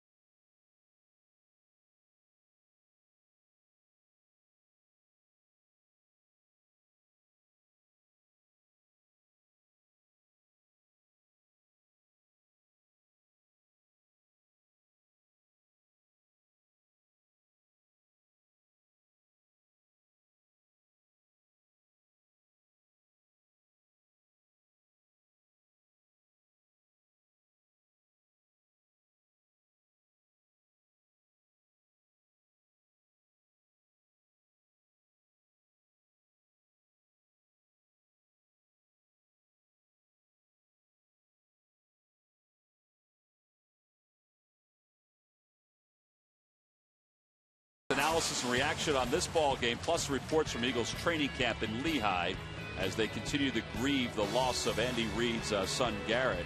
Get all the news Philly fans need to know on Sports Night, presented by Toyota. Tonight after Phillies postgame live, only on Comcast Sports Night. Juan Pierre is the pinch hitter for the Phillies. Phillies down 3 against Ben Sheets here in the bottom of the 5th. Pierre was the catalyst in yesterday's come-from-behind victory for the Phillies. He helped get the Phils the game-winning run. Yeah, it's something about getting those guys on that can run and make things happen. You just feel much better when you're up there at the plate as a hitter. You know, and as a team, though, you know, you get a game tied, you get that base stealer on there. Even though he was sacrificed over, still, you got a good chance of winning the ball game, and they did. Opposite way, Prado is over, and he had him played perfectly. Yep. Well, that's good scouting right there to be able to get Prado over toward the line. They've seen enough of Pierre over the years. Otherwise, it's an extra base hit. Oh, yeah, line drive and hitting them to left field there. Makes an easy play out of it. Prado with a little skip. But again, though, it shows you how professional Juan Pierre is, that able to come off that bench, hasn't played in a while, and hit a line drive. Rollins is 0 for 2. Toughest job in baseball to be able to pinch hit.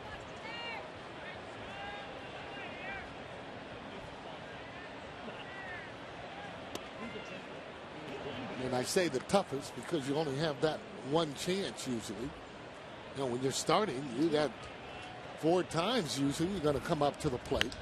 Rollins sends it to center. Bourne gets turned around. Well, so far, everything being hit to center field or to left center, that ball is getting knocked down. You want them to get out of the ballpark, you might want to hit those line drives, and they'll go.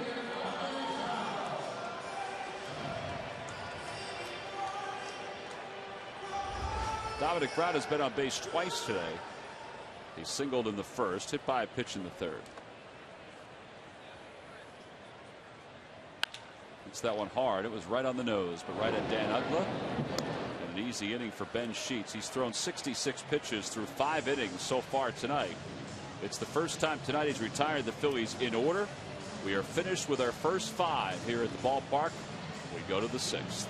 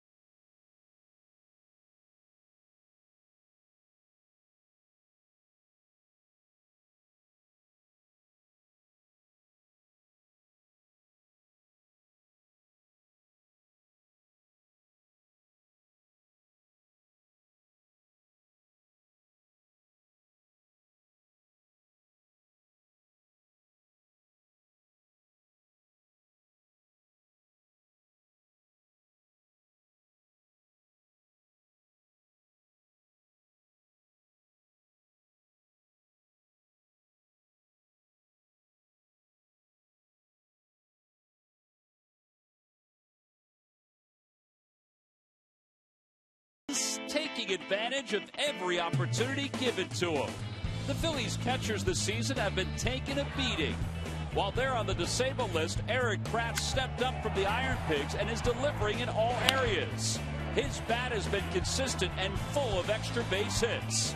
His defense behind the plate has been strong and has kept the Phillies without a void in their battery. The 32-year-old born in Telford, Pennsylvania, is putting on a show. And it's brought to you by Independence Blue Cross.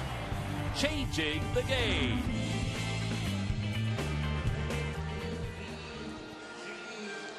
One other note about Rex Ronald, the former Olympian, table tennis Olympian, returns in the weightlifting category here tonight, Sarge. Yeah. Won the bronze medal in the '84 Olympics in table tennis. After a long hiatus, Rex valiantly tried to make a comeback this year to qualify for this year's games. Failed, and, well, I don't think the Fanatic really thought he did a good job lifting those weights out. Oh, boy. That is a good look that Rex had going there, isn't it? It's a new world record he was attempting at 947 pounds. It looked like he converted it. But the Fanatic also did it. There, he's got his table tennis paddle, passing out some table tennis balls. B.J. Rosenberg is the new pitcher for the Phillies. Rosenberg, who is relieved once since being recalled from Lehigh Valley.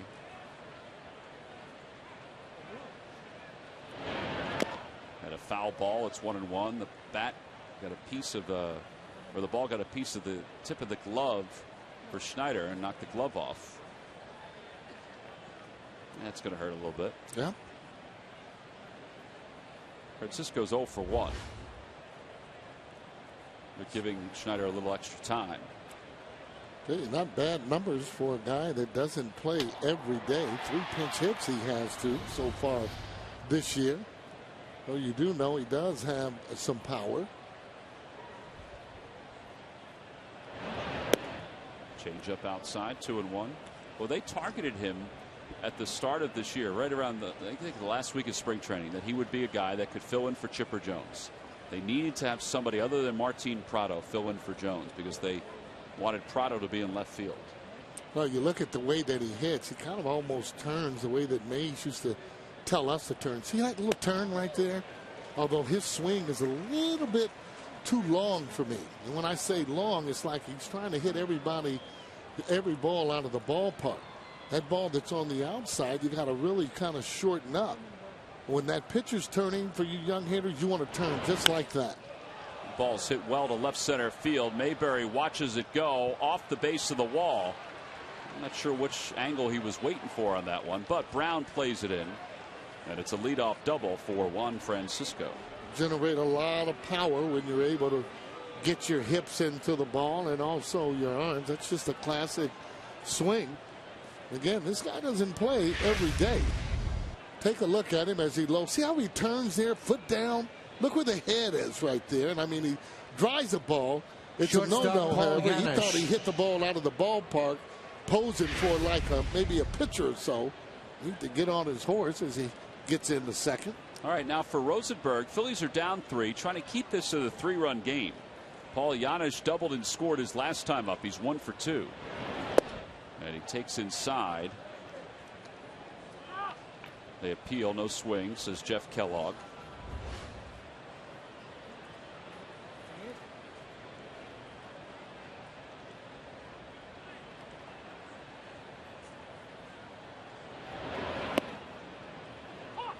Won the count. Talking to BJ the other day, in this situation there's a runner on, so you would imagine he would work from the stretch. He started the inning working from the stretch. You know, he was moved back into the rotation down at Lehigh Valley, and he said he made one start where he worked from the windup and he just wasn't comfortable. So he went back to just working from the stretch from start to finish. And he just said he was just more comfortable. He did say that during this offseason, if he's going to continue to be a starter, he will work on working from the windup. And you're right. It's just whether or not you feel comfortable or not. Wants to try and make it happen, though, on 3-1. This is not a situation, too, for a hitter that you want to normally just try and get that guy over because you have a pitcher that is actually hitting next. So you're trying to drive the ground in. Good pitch. Now, there's some situations that we talk about with nobody out. You want to get that runner over. With that 8th hitter, you're trying to really get him in with the pitcher coming up next. That's a foul ball. And it remains 3-2. Looking for a strikeout right here to try and hopefully no further damage. Ben Sheets not known to be a good hitter. Yeah, thankfully you didn't teach him that, Sarge. No, wasn't a whole lot of teaching with the guys I had over there either that year. There's the strikeout you were talking about. Yep. 6th strikeout for Phillies pitching, and now Sheets is up. You would think still to bunt. Well, we'll see how he plays. A lot of times the managers will go on and elect to let him bunt just to get him back there on the bench. With some of your better hitting pitchers, say for instance like a Cliff Lee, Cole Hamels, you might elect to let them go on and hit because they've proven that they can swing the bat pretty well. As Ben's foot seems to go toward third base, and I think he missed a sign. Yeah. He says, yeah, okay.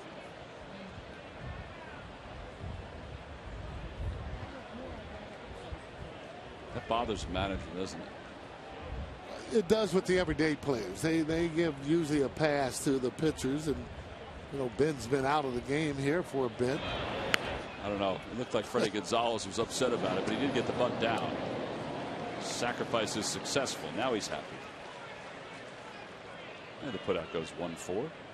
Every time the Phillies retire the opposing team 1-2-3, Comcast will make a contribution to Phillies charities. Phillies baseball is brought to you by Xfinity, your home for the most live sports, giving you all your favorite sports all year long.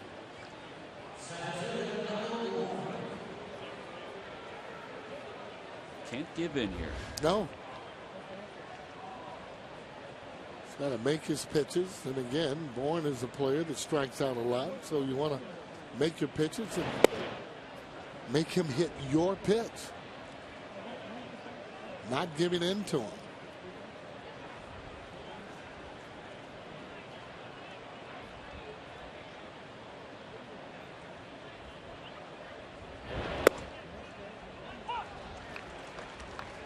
He's got a good fastball, 96. Well, that's the difference. You can get away with a bad pitch every now and then out over the plate. Guys that are throwing 88, 89, difficult for them to. A liner right at J-roll. The inning is over. So Rosenberg allows the leadoff double, but then leaves one over at third. We head to the bottom of the 6th. That guy right there, Chase Utley, then Ryan Howard when we come back.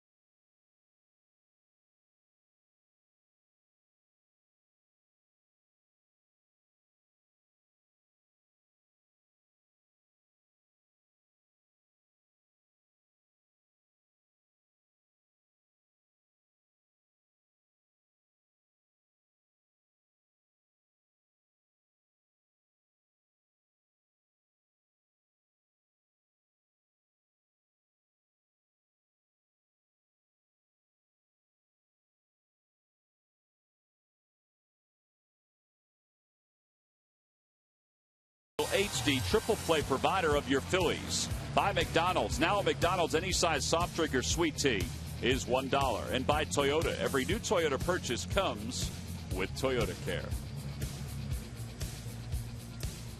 Phillies down by 3 as we move to the bottom of the 6th inning. It'll be Chase Utley, Ryan Howard, John Mayberry. Phillies trying to get some more going against Ben Sheets. Sheets retired them in order in the last inning. First time tonight. Yeah, he's nothing fancy, just been mixing his pitches up. Doesn't have the good breaking ball that we've seen him the last outing in Atlanta. Outside with a changeup, 1-1. What did he tell you about the changeup? Said he was just making it up. He hadn't thrown any changeups prior to pitching against the Fighting Phils, and he said he was kind of making some things up as he was going along, taking a little off the fastball, maybe adding a little, but the difference was that 12-6 breaking ball. That'll slice out of play, and it's 1-2 to Utley.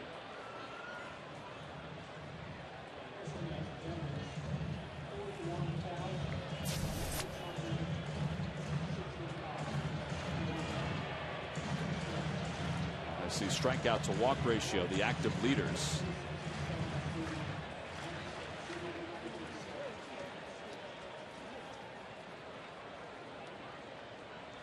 One ball, 2 strikes the count to Chase Utley.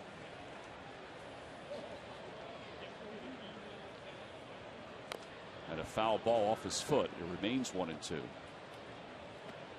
That's the curveball that I'm talking about, and that he throws it a couple of different ways. We'll have one that goes down right in the dirt that he just threw there, and then he has one that he'll throw for a strike, 12-6. So no strikeouts for Ben Sheets. Ground ball foul. Utley stays alive.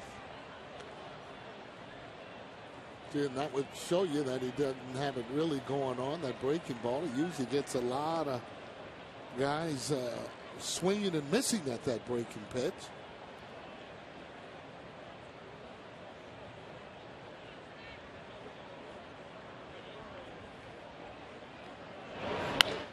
Fly ball center field, playable for Bourne. Balls are just dying out there in the outfield tonight. One away, and it'll bring Ryan Howard to the plate. Well, Sarge, one of the more remarkable streaks in Philadelphia Phillies history has officially come to a close tonight. Unbelievably impressive. Tonight's paid attendance is a pretty impressive 41,665. But it ends the regular season sellout streak at 257 in a row. The streak of sellouts, counting the playoffs, was 273. As Howard hits that to center for Bourne for the second out. And the Phillies fans should give themselves a huge round of applause for what they have been part of and will continue to be part of, as this year and the years of this ballpark will show. No doubt about it. And their fans, not only that, are passionate. Honestly, you're playing in front of them. They really give you that kind of a security blanket. I know they did with us playing in Veterans Stadium, and they're a special group. And again, the passion that they have, nice hat, buddy. The passion that they have there, you're welcome. It's just uncanny for sure. It sure is. You know, you think about sellout streaks, and I don't know if anybody, when this ballpark opened, ever thought about a sellout streak. Yeah. You know, the Red Sox have a current streak of 772 consecutive sellouts. That's ongoing at Fenway. Smaller park, of course, but it's still an impressive run. The Indians from 95 to 2001, well, they sold out 455 consecutive games. And you know, the thing about this streak, it may have ended tonight, but in the days and weeks to come, you're going to see one sellout after another in this park before the end of the 2012 season. Oh, so, no doubt about it. Mayberry lines it to right, so 3 balls to the outfield wrap up this 6th inning for the Phillies. 2 to center, 1 to right. We've completed 6. Now it's time for the 7th inning here in Philly with the Phils down by 3.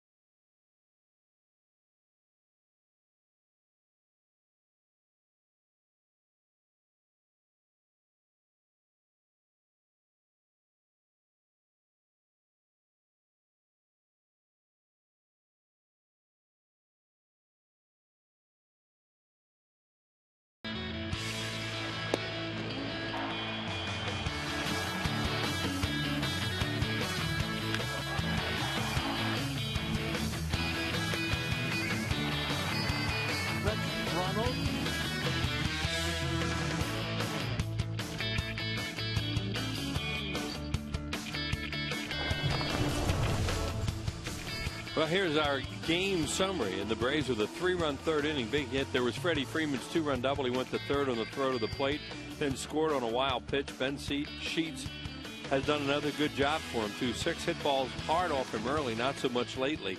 John Mayberry with a solo home run here tonight. And the Braves are 62-1 with a lead after 6 innings.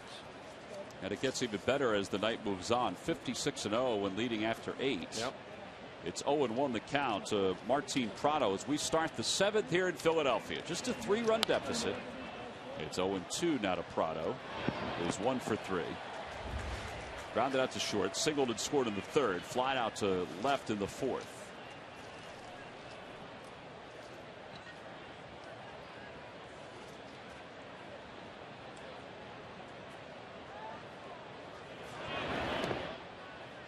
To the count.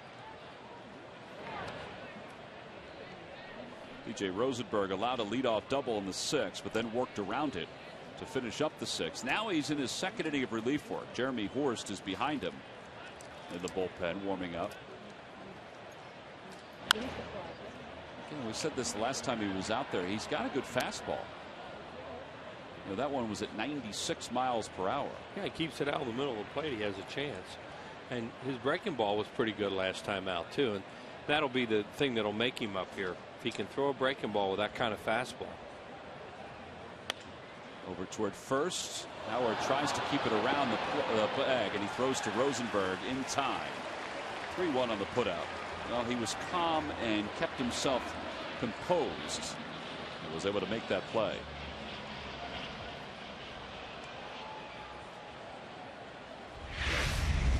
And Rosenberg does a good job. Make sure he goes over there to help out. Ball hops up on, and Ryan hit him in the heel of the glove, kicked away, and look for the pitcher. He's there. Get him. 3-1. And that's going to be it for B.J. Rosenberg. So his night is complete. Charlie Manuel go to the bullpen to bring in the lefty Jeremy Horst with Hayward, Freeman, and McCann due up next. So a nice job by Rosenberg. He goes an inning and a third, allows 1 hit and no runs. Here comes Jeremy Horst. We'll be back after this at Citizens Bank Park.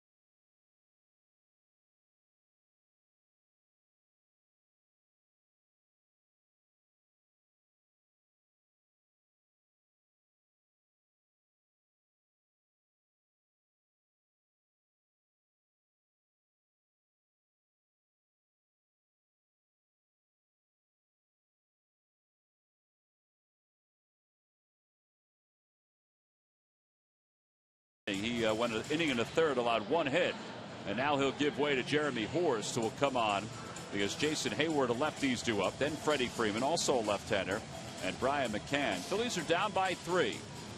Give some credit to the bullpen tonight. Raul Valdez and Rosenberg keeping it at a 3-run deficit. Horst in 12 games, no wins, no losses, a 0.79 ERA.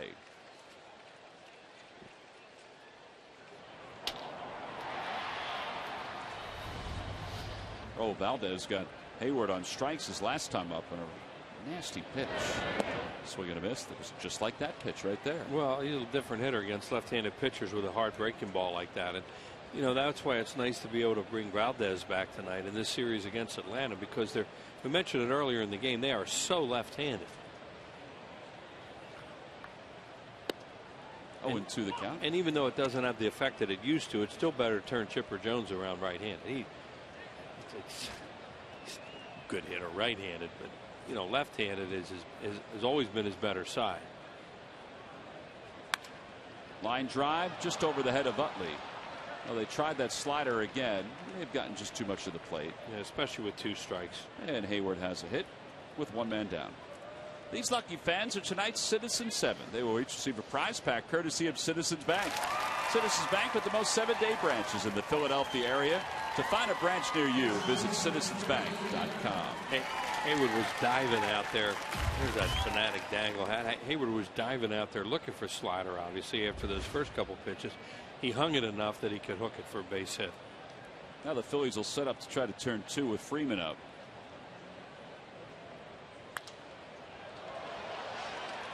Brian Schneider off with the mask. 2 outs.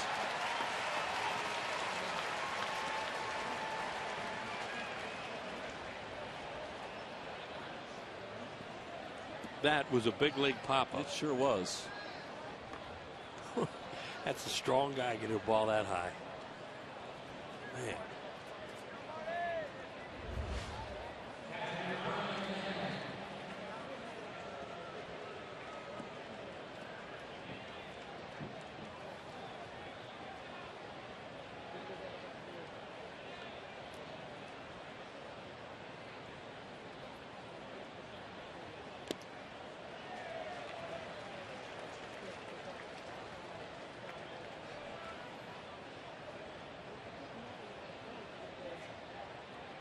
Cat is 1 for 2 tonight. He singled his first time up.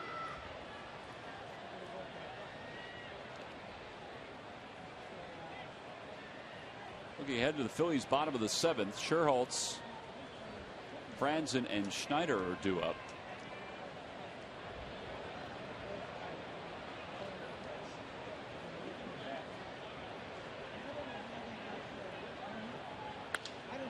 Well, he just reached out, put the bat on it. Sherrill's coming on, can't get to it. Try to shoestring grab. Hayward's on his way around third. Here's the throw by Mayberry to the plate. It is not in time.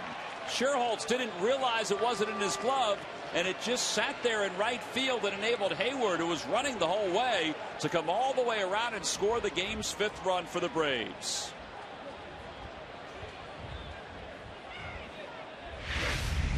Yeah, that's what he did. He thought it's in his glove, so he just kept running in. Right there, he still thinks he has it, so now he looks, and it's not there. And it's a long run for Mayberry to come back up the play then. Hayward, to his credit, is running hard with 2 outs, and it's a sloppy play and give up another run. Well, it's an RBI single for Brian McCann. And now Dan Uggla. Outside, 1-0 to Uggla. What happens when you hustle, though? You know, Hayward ran hard the whole time. That ball off the bat, that he has to think, well, I'm going to get the third on it. But he ran hard, and now when the ball gets away, you give your third base coach a chance to score you. If you come coasting into third and shut it down, you can't score. That's why you run hard. 1 ball, 1 strike to count to Uggla. Look at that replay. Just what we said, though. Sherholtz, he thought it was in his glove. Yeah. That's going to hook down the line. That's going to drop for a base hit. McCann goes to third. Snitker will hold him there. It'll be a double for Uggla. And there are runners on second and third.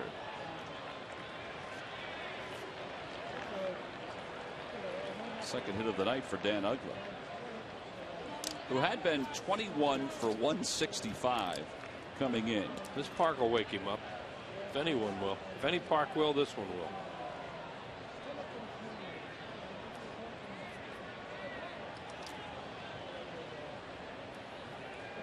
And Francisco, who doubled his last time up, will now face Horst with 2 in scoring position.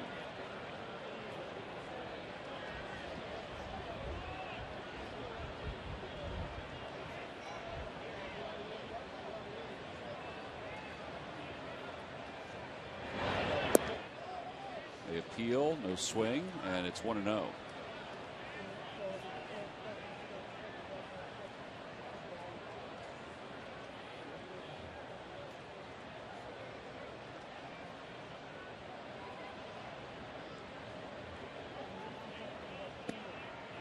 ball, 1 strike the count. Phillies in the 2 wins against the Arizona Diamondbacks played some pretty good baseball. A little energy involved in that. Roy Halladay took care of one of those wins. Just a little flawed here tonight in this one. Up and in, 2-1. Giannis is on deck. It's his horse's inning, even with the right-hander due up next.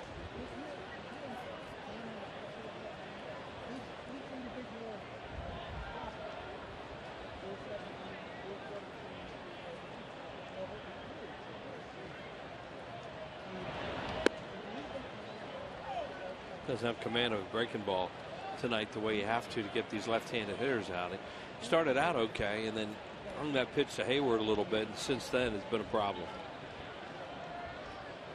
It looked like Uggla hit a changeup one-handed down the left field line for his double. Over to first. This should do it for the inning. Howard will flip to horse covering. Side is retired. The Braves do score one more on a RBI single by Brian McCann off the glove of Nate Schierholtz. Time to stretch here in Philadelphia. The Phillies trail it by 4.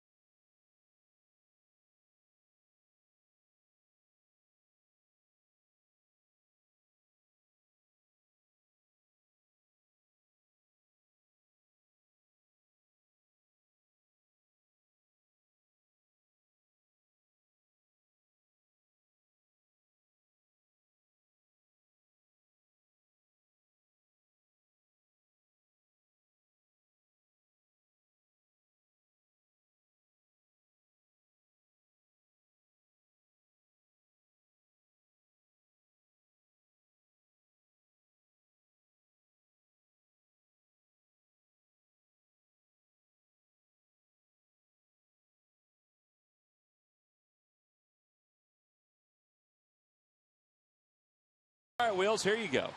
Name the 2 former Atlanta Braves that have the name Lum in either the first or the last name. Well, the first guy is a guy that ended Lefty's 15-game winning streak 40 years ago this month. Mike Ken Y. Lum with a broken bat single to center field. That is correct. We'll wait for this pitch. Schierholtz takes a strike. And the other guy is a guy who was a longtime executive with them and also managed them. Luman Harris, but they called him Lum. Luman Harris. I have heard of Luman Harris. I haven't heard of Lum Harris. Yeah, well, same guy. Same guy. Log back on to Phillies.com to find out if you're the winner of the Phillies prize pack. Thank you for playing Dodge Stump the Fans. Freddie Freeman is under this one from Schierholtz. Boy, I'll tell you what, Ben Sheets, I don't think he's been as sharp as he was the last time the Phillies faced him, but he's retired 8 hitters in a row. Yeah, a lot of balls in the air. Yeah, they had a shot at him early, and Hayward made a tremendous play. Maybe, I don't know if it saved the game, but you know, Phillies would have had a 2-0 lead at that point. Who knows if it's different? But they made plays early, and then Sheets has done a good job. And he's only thrown 78 pitches. Yeah, well, they're very aggressive against him. Franzen takes low it in. 1 ball, no strikes. Franzen's 1 for 1. Pitches per inning for Sheets. 18 in the 3rd. That pitch right there, he didn't get it on that spot, and it's at 89 now, but it was at 91 earlier. But that pitch right there was a pitch that he was getting early in the game toward the outer half of the plate. Franzen gets another base hit, so he's 2 for 2. He's really been up with his fastball tonight, and they just really haven't been able to hurt him enough. He's given the pitches. What I'm trying to say, I guess, is he's given them pitches to hit, but they either haven't hit them or they've hit them hard at somebody. This is a fastball that comes tailing back in a little bit, and Cranston hits it into center field for a base hit. 1 out, 1 on. Brian Schneider's up. Ty Wigginton's on deck.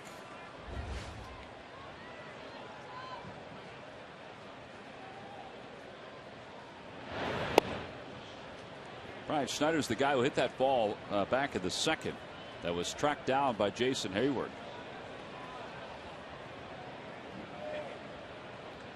A heck of a play. It was, and it kind of changed the complexion of that early part of the game. Yeah, and that's a fair ball. Freeman doesn't have a play at second. And in the first inning, Utley had hit a BB right at Freeman with a runner Brown on at first base. Could have gone down the line for a double.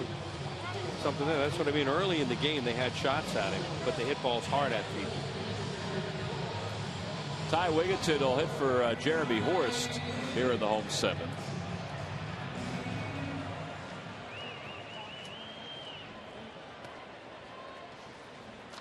Ty, a .232 hitter with 9 home runs, 36 runs batted in. See his numbers against Sheets.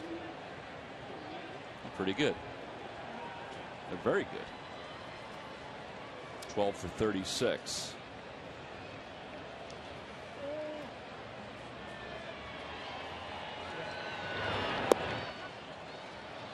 That curveball hasn't been as sharp as it normally is, but he gets Wigginton on a check swing on the curve there. It's 0-1.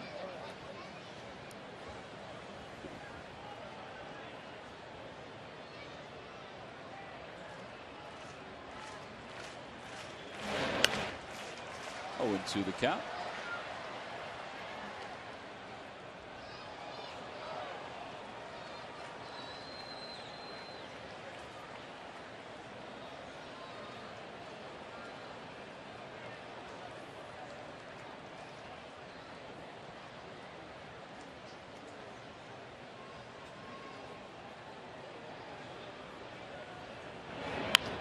Over toward third. Francisco stays down on it, hit the lip of the grass. And although he allowed a hit, it turned out to be a pretty easy inning for Ben Sheets. No runs, 1 hit, 1 man left. He's at 86 pitches. We finish up the 7th here in Philadelphia.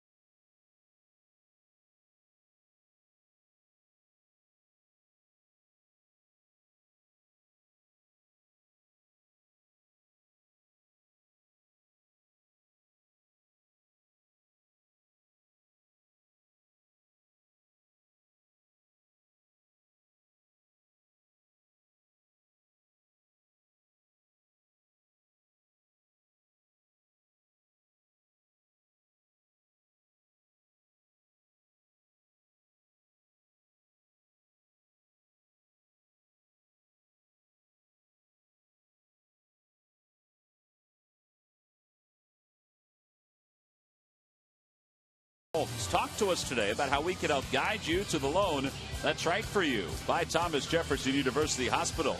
Call 1-800-JEFF now for an appointment.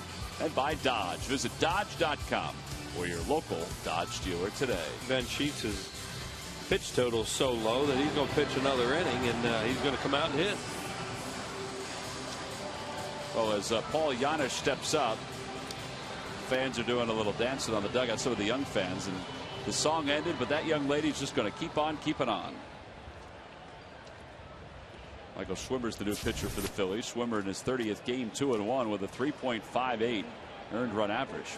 Wheels, Ben Sheets has officially gone longer tonight than he has in any other start this year. Yeah, pitch total, as you mentioned last inning, is so low.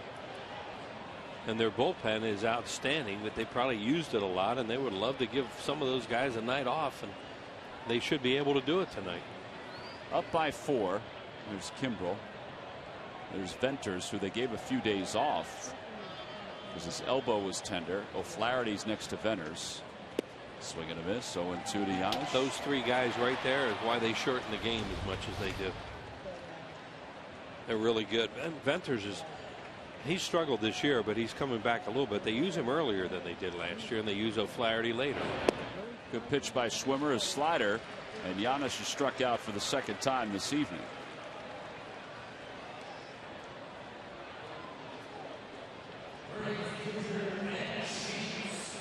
And Ben Sheets will bat here in the top of the 8th.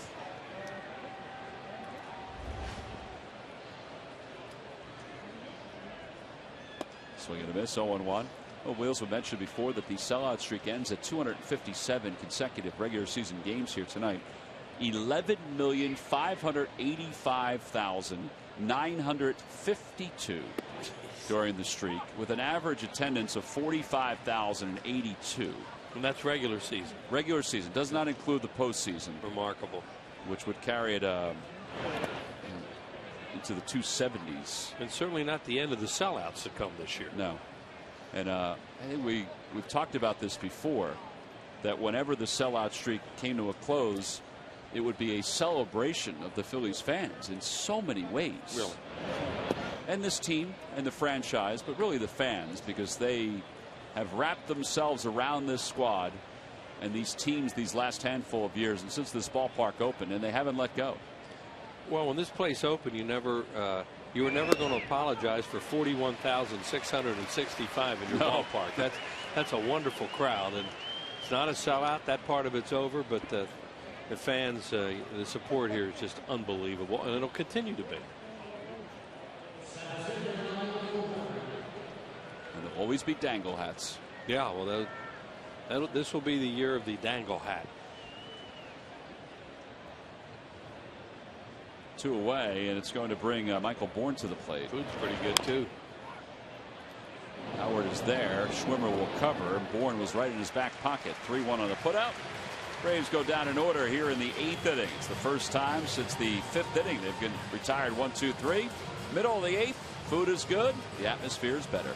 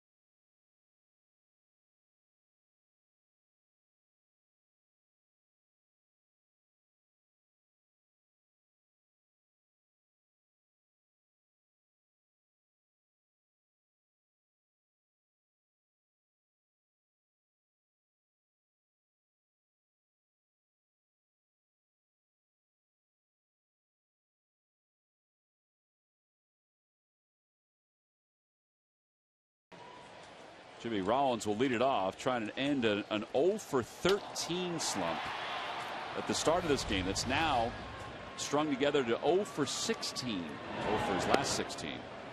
And it's 1 ball and no strikes.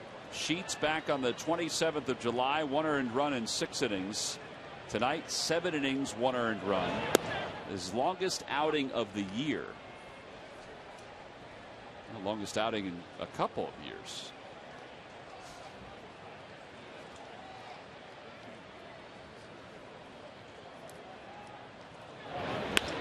On the hands, that's going to be a base hit to left field, so Rollins is aboard to start the 8th inning. And they'll get the bullpen up right away, just in case. You know, Flaherty started to throw just before that last pitch to Rollins. Here's Ben Sheets. He's used his fastball, his curveball. This is a great play that we talked about earlier. That saved 2 runs. And here's another fly ball. A lot of fly balls. There were 2 men on at that time. And another pop-up. Ball popped up into the air. Fastball, curveball, changeup. And very effective tonight. And a little ground ball right there. So Roger McDowell's going to go out and talk to him right now. More than anything, he's just going to stall a little bit, make sure his guy's ready. That extra run they just got gave him a little more time to stay in the ballgame.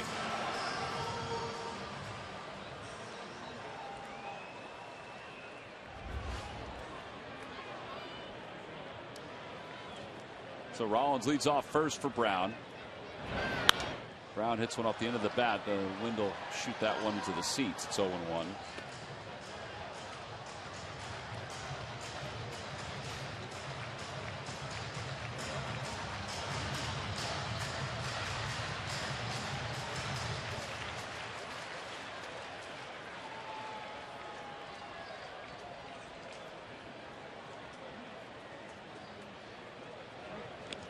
Jimmy's back well ahead of the throw.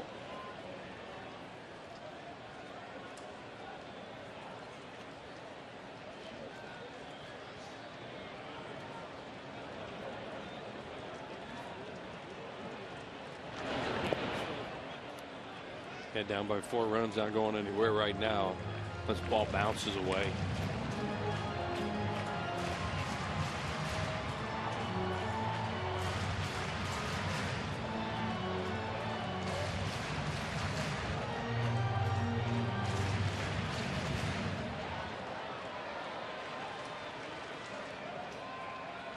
Playing Dominic Brown the other way, giving him the alley, or a big gap in right center. To the right side, and Ugla does get to it. Thought about second, but throws Brown out at first.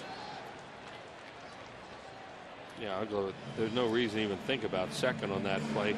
When you have a 4-run lead, you just want to get outs. Phillies are teaming up with the American Red Cross to host the 8th annual Phillies Blood Drive on Saturday, the 18th of August from 6 until 2 p.m. at Citizens Bank Park. All donors will receive a special edition Carlos Ruiz t-shirt and a tour of the ballpark, plus special appearances by the Philly Fanatic and the Philly Ball Girls. A limited number of appointments are available. Go to redplus.org or call 800-RED-CROSS and schedule your appointment now. Well, that's going to be it for Ben Sheets. 92 pitches, and with the lefties coming up, and Utley and Howard, Freddie Gonzalez has decided to go to his bullpen. We've got a pitching change here in Philadelphia. The Phillies trail it by 4.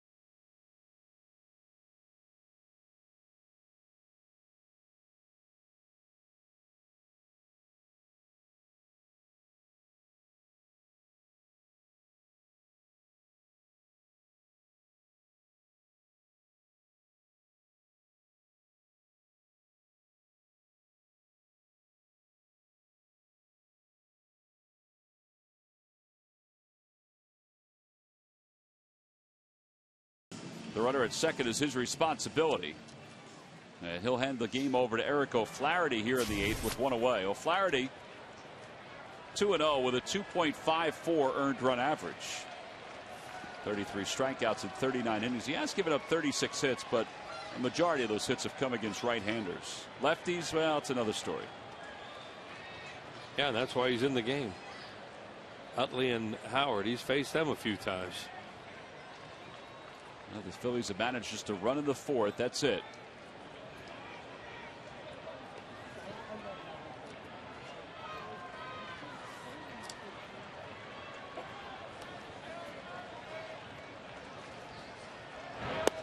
And Utley takes low. It's 1 ball and no strikes. Utley against O'Flaherty 3 for 15, and Ryan Howard against him 2 for 14. Howard struck out 7 times against O'Flaherty. So as we figure, they face him a lot. Only 29 official times, that's all.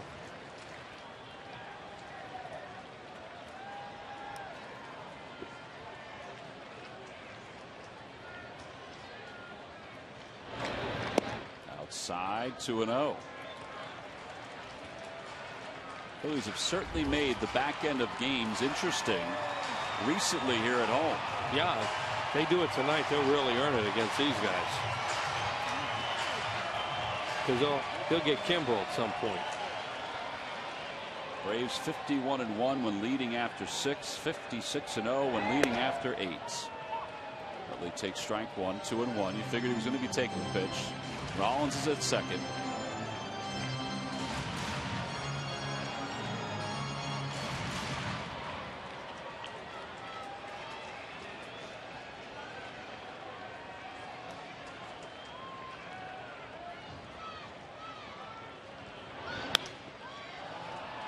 Francisco and Giannis go back on it. It's Giannis, the shortstop. 2 away. And here comes Howard.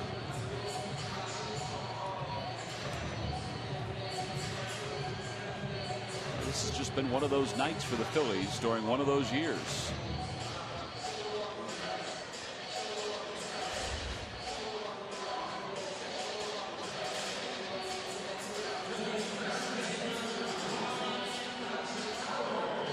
His year, well, he didn't expect any of this. I think his doctors. All of them. Yeah, got a lot of them. And just his guts to be able to come back from what he's been through. You have to give him, you know, you always looked at Ben Sheets and thought, man, this guy likes to compete. I'm sure a lot of people thought he was done. And he showed everybody he is not. Apparently didn't do any kind of rehab at all. Just rested after having the surgeries. And just after a while, started playing catch with his son, and from there realized that he could still throw close to 90.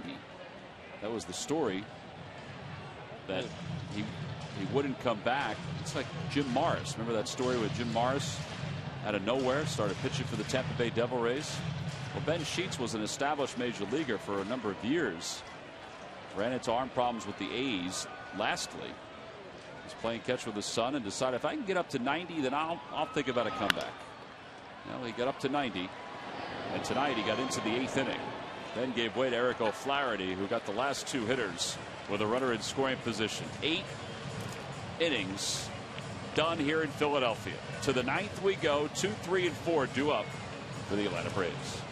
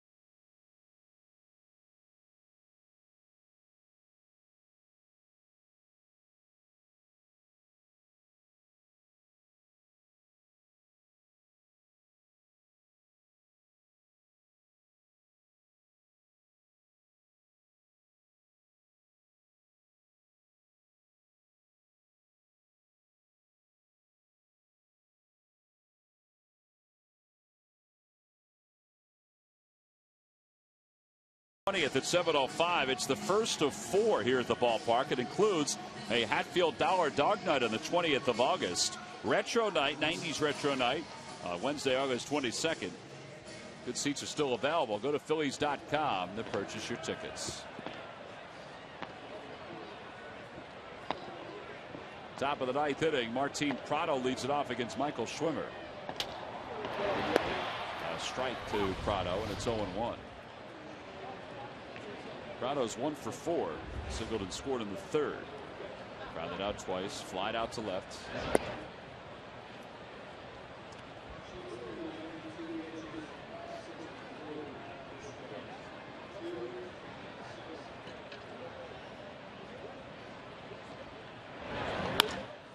To left field, Dominic Brown. He calls off John Mayberry to put it away. 4 up, 4 down for Schwimmer. Vance Worley started this game and went 3 2/3. It's not like Vance not to last longer than that. He struggled with his command tonight. He gave up 3 runs in the 3rd. Charged with the run in the 4th. And the bullpen did a pretty good job with scoreless baseball in the 5th and 6th. Oh boy. That is a towering moonshot home run for Jason Hayward.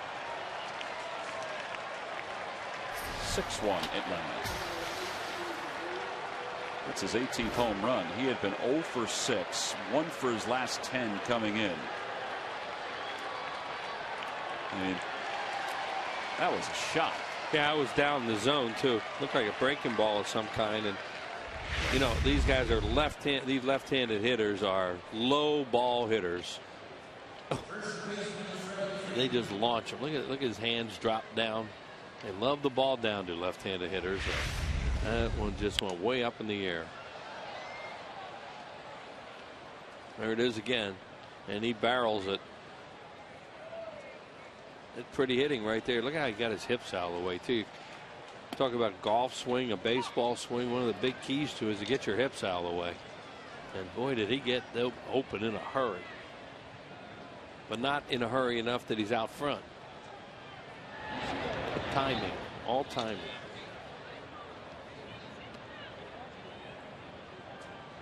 One ball and 2 strikes the count to Freddie Freeman.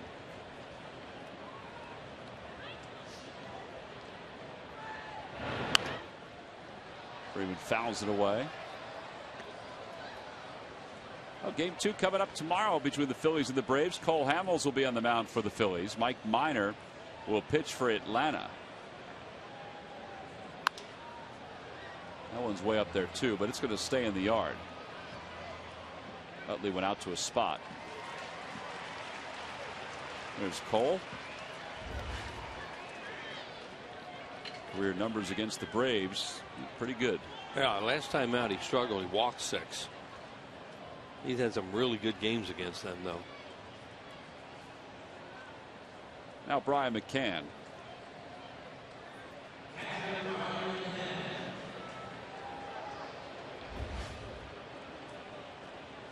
$11 hits for Atlanta, 6 runs on 11 hits. The Braves, they're 21-10 since the All-Star break. They have the best record in the National League East during that time. They came in tonight 3 games behind Washington. Nationals are tied at 1 in the 5th. That ball's hit well to right center field. Going out on it is Mayberry. He has room and a step onto the track. He makes the catch. I think the wind pulled that back just a little bit. So on to the bottom of the 9th inning here in Philadelphia. The Phils have their work cut out for them. They trail it by 5.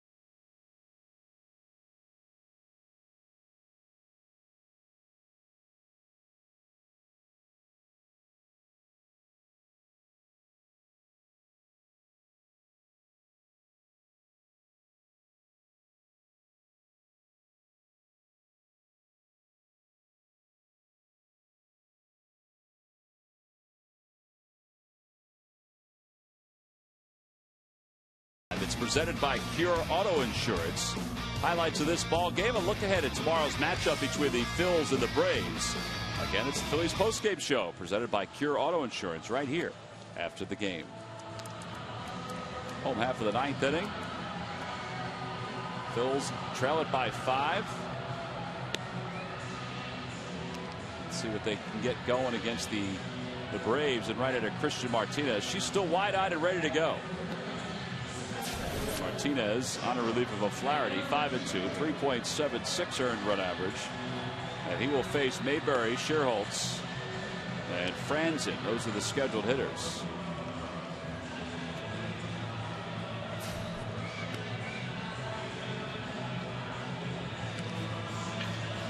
Well, the crowd that's left here tonight is still enjoying the music, the video board, and everything about being here at the ballpark. Got the rally hats on. Kimbrel is warming in the bullpen in case this becomes a save situation. Yeah, they're not going to take any chances, but they also have a chance to give him a gimme save too, and they're going to have him ready. I'm surprised though they're warming him up. Yeah, up by 5. Yeah, with a 5-run lead, and the wind has changed so much from when the game started in batting practice. You said it's blowing in. When the game started, it was blowing out, and BP was blowing out. So a lot of balls are getting knocked down in the outfield. It's not like a home run is real apparent from hitters. Mayberry's homer tonight. That's the only run for the Phillies. Outside, 1-1.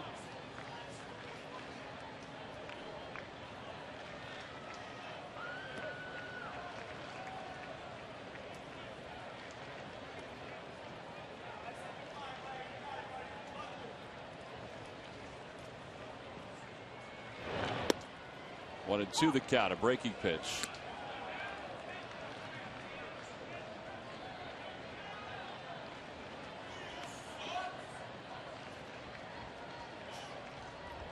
Francisco, the third baseman, a couple steps off the line. Freeman, the first baseman, way off the line. Over toward first, and Freddie Freeman waits for the hop. 3 unassisted. And with 1 away, Nate Sherholtz is the hitter. Speaking of Freddie Freeman, here's our W.B. Mason delivery of the game. This was this is what got it all started for the Braves. Yeah, this turns into a 3-run play. Actually, when you think about it, it's a double down the line, 2 runs to score. Freeman goes all the way to third, scores on a wild pitch. They had a 3-0 lead. Close play at the plate. Prado with a good slide, got his hand in there. Eric Cooper, the home plate umpire, was right on top of the play. Sherholtz 1 for 3. And a changeup for a strike. 0-1 the count.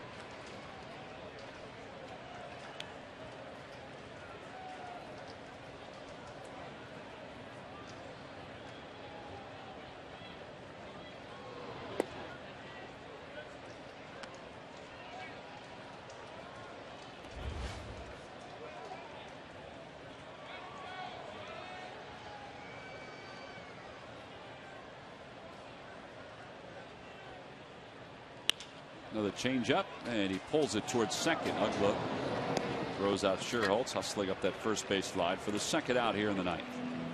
So the Phillies down to their final out. Kevin Franzen is due up.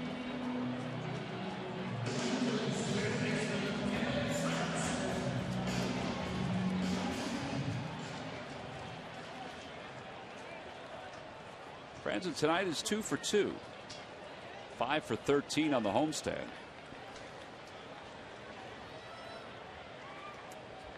He's hit in 5 straight games.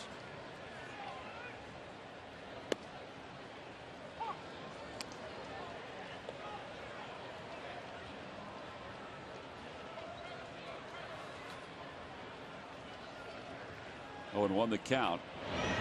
0-2 the count.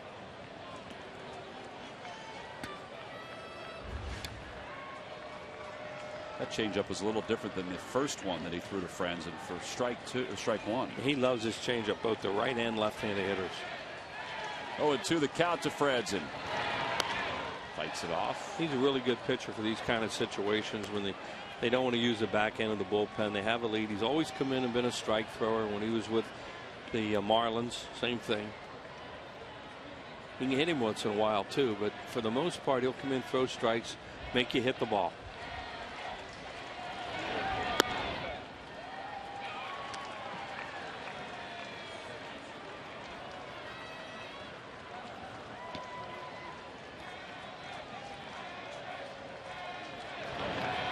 Back to the box, knocked down by Martinez. This should do it.